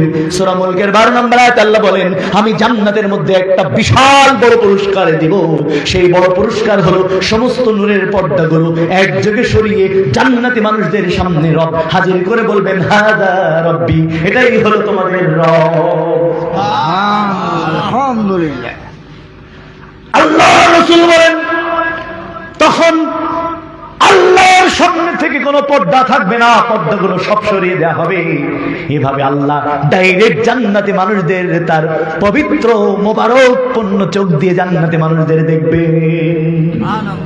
এরপরে জান্নাতি মানুষরাও তাদের রবকে তারা দেখবে। এভাবে এক দেখায় কত লক্ষ হাজার কোটি বছর কেটে যাবে, মনের অজান্তে মানুষ চিন্তাও করতে পারবে না। এত প্রশান্তি, এত তৃপ্তি, এত অন্তরের তৃপ্তি পাবে মানুষগুলো কল্পনাও করতে পারবে না। এটাই হলো আমাদের সেই রব, যার জন্যই দুনিয়ায় আমাদের একটু ত্যাগ স্বীকার। সেই রবকে দেখে জান্নাতি মানুষগুলো পৃথিবীর সব দুঃখ ভুলে যাবে। আল্লাহ রাসূল বললেন, পৃথিবীর সবচাইতে বড় কষ্টের মানুষরা আল্লাহর কাছে আল্লাহর সাথে দেখা করার পর আল্লাহকে কসম করে বলবে, আল্লাহ একটা কসম করে একটা তথ্য বলি, বলো। আল্লাহ আমরা জীবনে কোনোদিন কোনো কষ্টই আমাদেরকে ধরে নাই। মানে পৃথিবীর সবচেয়ে কষ্ট দুঃখে মরে যাওয়া, যে মানুষটা পৃথিবীর সবচেয়ে ব্যথিত, সবচেয়ে দরিদ্র, সবচেয়ে কষ্ট ভোগ করে অনেক নির্যাতিত, নিষ্পেষিত, কষ্ট ক্লেশ করে মারা গেছে, এই মানুষটা আল্লাহকে দেখার পরে আল্লাহর সাথে বলবে, আল্লাহ কসম করে একটা কথা বলি, বলো আল্লাহ আমাকে কখনো কোনো দুঃখ স্পর্শ করেনি। তার মানে জান্নাতের সেই নিয়ামত দেখে রবের সাক্ষাৎ পাওয়ার পর তার হৃদয়টা এত খুশি হয়ে যাবে। আল্লাহর নবী বলেন, আল্লাহ তাআলা সূরা মুলক 67 নম্বর সূরার 29 নম্বর পারার 2 নম্বর সাপার 12 নম্বর আয়াত, তাফসীর তাবারি 497 নম্বর পৃষ্ঠার 37 নম্বর লাইনে 26 থেকে 37 নম্বর লাইন পর্যন্ত এসেছে, বিস্তর হাদিস বর্ণনা হয়েছে। আল্লাহর নবী বলেন, সবচেয়ে দুঃখের মানুষটা বলবে, আল্লাহর নামেই শপথ করে বলবে, কখনো কোনো কষ্ট আমি পাই নাই, কোনো কষ্ট ছিল না আমার। তার মানে তার দুনিয়ার ওই কষ্ট তার কাছে কিছুই মনে হবে না জান্নাতে রবের সেই নিয়ামত ভরা চেহারা দেখার পর। সুবহানাল্লাহ বলেন। আল্লাহ রাসূল বলেন, এরপরে আল্লাহ রাব্বুল আলামিন নিজের হাত দিয়ে জান্নাতি বান্দাদেরকে এবার আপ্যায়ন করবেন, যারা দুনিয়ায় রবের জন্য তৃষ্ণায় ছিল। জান্নাতে দেখার পর রবের পক্ষ থেকে সবচেয়ে বড় আপ্যায়ন হবে। দেখার পর এবার রব নিজে হাতে তাদের পানি পান করাবে। আল্লাহর হাত আছে, সুবহানাল্লাহ বলেন না? জানেন আল্লাহর হাত আছে? এই যে তাবারাকাল্লাযী বিয়াদিহিল মুলক, বরকতময় সেই সত্তা যার হাত আছে আর হাতেই রয়েছে ক্ষমতা। সুবহানাল্লাহ, হাতেই রয়েছে সার্বভৌমত্ব। তার মানে আমাদের রবের হাত আছে। আল্লাহ রাসূল বলছেন, যে হাত আছে ওই হাত তার বান্দাকে কিয়ামতের দিন জান্নাত পাওয়ার পর আল্লাহর হাত দিয়ে আল্লাহ সরাসরি বান্দাকে পানি পান করাবে। এই যে পানি পান করবে, আর কখনো কোনো তৃষ্ণা বান্দার কোনোদিন স্পর্শ করবে না। তাফসীরে তাবারি, আর কোন তৃষ্ণা সে কখনো পাবে না, আর কোন কষ্ট সে কোনোদিন পাবে না রবের হাতের পানি পান করে। কারা পাবে? আসসামের জন্য জন্য মিহালাব্দি মিনান নূর, যারা দুনিয়াতে সিয়াম রেখেছিল, এই সিয়াম রেখে আল্লাহর জন্য তৃষ্ণার্ত থাকায় আল্লাহ এত খুশি হবেন। এই তৃষ্ণার্ত সিয়ামের কারণে তৃষ্ণার্ত বান্দাকে আল্লাহ তাআলা নিজের হাত দিয়ে পানি পান করাবে। আল্লাহর জন্য তৃষ্ণা থাকা, এই জন্য আল্লাহ পানি পান করাবে। সিয়াম পালনকারী ব্যক্তিকে আল্লাহ সুবহানাহু ওয়া তাআলা পানি পান করাবে। এরপরে আল্লাহ তাআলা তার বরকতময় চেহারা দেখাবে। এরপরে আল্লাহ তাআলা বলবেন, বান্দা আর কিছু চাও নাকি? তখন বলবে আল্লাহ তাআলা, আর কিছু চাই না, আমরা তো সব কিছু পেয়েছি, এমন কি তুমি যেটা বলেছো ওয়ালা খাতারা বিকলবিল বাসার, আমরা সেটাও পেয়ে গেছি। সুবহানাল্লাহ বলেন না? বুখারী 3244 নম্বর হাদিস, আল্লাহ আমরা যা কল্পনা করিনি তোমার কাছে আমরা সেটাও পেয়েছি। আল্লাহ রাসূল এবার বললেন, এভাবে বর্ণনা করছেন, আল্লাহর আয়াতগুলো বর্ণনা করছেন সাহাবাদেরকে, রাসূলের হাদিস এভাবে বর্ণনা করছেন। তখন সাহাবারা বললেন, how can we enter into this জান্নাহ? আল্লাহ রাসূল, এই জান্নাতে যাব কি করে? এই জান্নাতে ঢুকবো কিভাবে? এই জান্নাতে ঢোকার উপায় কি? আল্লাহ রাসূল বলছেন, মান সাতারা আলা মুসলিম ফিদ দুনিয়া সাতারাল্লাহু ফিদ দুনিয়া ওয়াল আখিরাহ। কোন মুসলিম যদি অপর মুসলিমের দোষ ঢেকে দেয়, আল্লাহ তাআলা ওই মুসলিমের দোষগুলো সব ঢেকে দিয়ে তাকে জান্নাতে পাঠাবে। ছোট আমল কি? কোন ভাইয়ের দোষ জানার পর অপরের কাছে সেই দোষটা গীবত না করে, বর্ণনা না করে, ওই লোকটার দোষ ঢেকে দাও, তাহলে আল্লাহ তোমার সব পাপ ঢেকে দিয়ে জান্নাতে পাঠিয়ে দেবে। তিরমিজি। পারা যাবে? হ্যাঁ, সব ধরনের দোষ ঢাকতে হবে। শুধু 6টা অপরাধ যেটা আপনার এই মুহূর্তে বলার মতো সময় আমার নাই, কিন্তু ধরে নেন সব অপরাধ। মুসলিম ভাই অপরাধ করলে ঢেকে দিন, কার সাথে বর্ণনা করবেন না। লা ইয়াদখুলুনাল জান্নাতা কাত্তাতুন ফি রিয়াতিন নামামুন, জান্নাতে যাবে না যারা গীবত করে, জান্নাতে যাবে না যারা পরনিন্দা করে, এরা জান্নাতে যাবে না। আর জান্নাতে যাবে যারা মানুষের দোষ ঢেকে দেয়, মানুষকে সম্মান করে। আল্লাহ রাসূল বলছেন, আবু দাউদ মুসনাদ আহমদের 3488 নম্বর হাদিস, আল্লাহ রাসূল বলছেন, পৃথিবীর সবচেয়ে বড় সুদ হলো নিজের মুমিন ভাইয়ের ইজ্জত ধারণ করা, অসম্মানিত করা সবচেয়ে বড় সুদ। কোন মুসলিম ভাইকে অপমান করা যাবে না, অপদস্থ করা যাবে না। তার সম্মান রক্ষার জন্য কোন মুসলিম যখন চেষ্টা করে, এই লোকটা ডাইরেক্ট জান্নাতে চলে যাবে। এই যে যখন একেবারে ফ্রি জান্নাত নেন, এটা তাদের জন্যই ফ্রি যারা আল্লাহর একান্ত অনুগত বান্দা। কারণ লোহা খেয়ে লোহা হজম করা সম্ভব, পাথর খেয়ে পাথর হজম করতে পারবে হয়তো আপনার এই ঈসা দিগির মহিলারা, কিন্তু ননদের পাপটা জানার পর শাশুড়ির কাছে না বলা পর্যন্ত, জামাইয়ের সাথে না বলা পর্যন্ত তার এই কথা হজম হবে না। পাথর হজম করতে পারবে, লোহা হজম হবে, হয়তো লোহা হজম হয়ে যাবে, সীসা হজম করবে খেয়ে মহিলারা, কিন্তু কথা হজম হবে না। কথা হজম করলেই জান্নাত। সুবহানাল্লাহ। পারা যাবে? এই সামনে নির্বাচন আসছে, ঝড় উঠবে চায়ের দোকানে, এই ঝড় তুলবে তারা, জাহান্নামে ঝড় উঠবে ওদের। জান্নাতের আলোচনা শুনলে হবে? জান্নাতে ঢুকতে হবে না? ঝড় বন্ধ করুন, জান্নাত যান, আলোচনা আর দরকার নেই, একটা ইবাদত যথেষ্ট। পারা যাবে? আজ থেকে মুখ বন্ধ। ইয়াকুলুল খায়রি عن أبي هريرة رضي الله عنه قال قال رسول الله صلى الله عليه وسلم يقول الخير أو ليصمت, তোমরা শুধু কল্যাণকর কথাই বলবে, কারণ আল্লাহ বলেছেন কুনতুম খায়রা উম্মাতিন উখরিজাত লিন-নাস, কেন তোমাদের কিন্তু দুনিয়ায় পাঠানোই হয়েছে মানুষের কল্যাণের জন্য। এই উম্মতকে কেন পাঠানো হয়েছে? সূরা আল ইমরানের 110 আয়াতে আল্লাহ বললেন তোমাকে তো পাঠানোই হয়েছে মানুষের কল্যাণের জন্য। ওর গীবত করে বলো তুমি কি কল্যাণ সাধন করলে? গীবত করে কি কল্যাণ সাধন করলেন? আল্লাহ তো আপনাকে পাঠিয়েছে কি জন্য? সুবহানাল্লাহ বলেন না, কল্যাণের জন্য পাঠানো হয়েছে। তা'মুরুনা বিল মা'রুফ ওয়া তানহাউনা আনিল মুনকার ওয়া তু'মিনুনা বিল্লাহ, তোমরা মানুষের সৎ কাজে আদেশ করবে, অসৎ কাজে নিষেধ করবে। ওয়া তু'মিনুনা বিল্লাহ, আল্লাহর উপর দৃঢ়চিত্তে ঈমান রাখবে। অতএব ইয়াকুলুল খায়র, তোমরা কল্যাণকর কথা বলবে। আর যদি কল্যাণকর কথা না বলতে পারো, জান্নাতে যাওয়ার আরেকটা উপায় হলো আউলিয়াসমুত, সব সময় চুপচাপ থাকবে। চুপচাপ থাকা মানুষগুলো জান্নাতে ঢুকবে। চুপ, কথা নেই, কারণ কথা বললেই কিরামান কাতিবিনা ইয়ালামুনা মা তাফআলুন ইন্নামাল আবরার লাফি নাঈম, কথা যদি কল্যাণকর হয় তোমাকে নিয়ামত ভরা নাঈমে পাঠানো হবে। ওয়া ইন্নাল ফুজ্জারা লাফি জাহিম, আর ওই কথাটা যদি আল্লাহর পছন্দ না হয় তোমাকে কিন্তু ওই কথার মাধ্যমে জাহান্নামে নেওয়া হবে। সূরা ইনফিতরের 9, 10, 11, 12 আয়াত। তাহলে 2 নম্বর হলো চুপ থাকা। জান্নাতে মানুষ চুপ থাকবে। জান্নাতের মানুষ কি করবে? কি করবে বলেন? চুপ থাকবে। এরপর দ্রুত, ও হলদিয়া পাখি, পায়ে ব্যথা,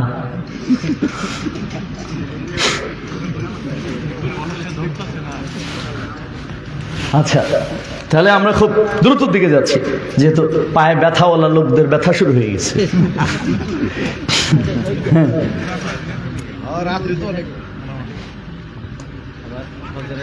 আল্লাহ নবী বলেন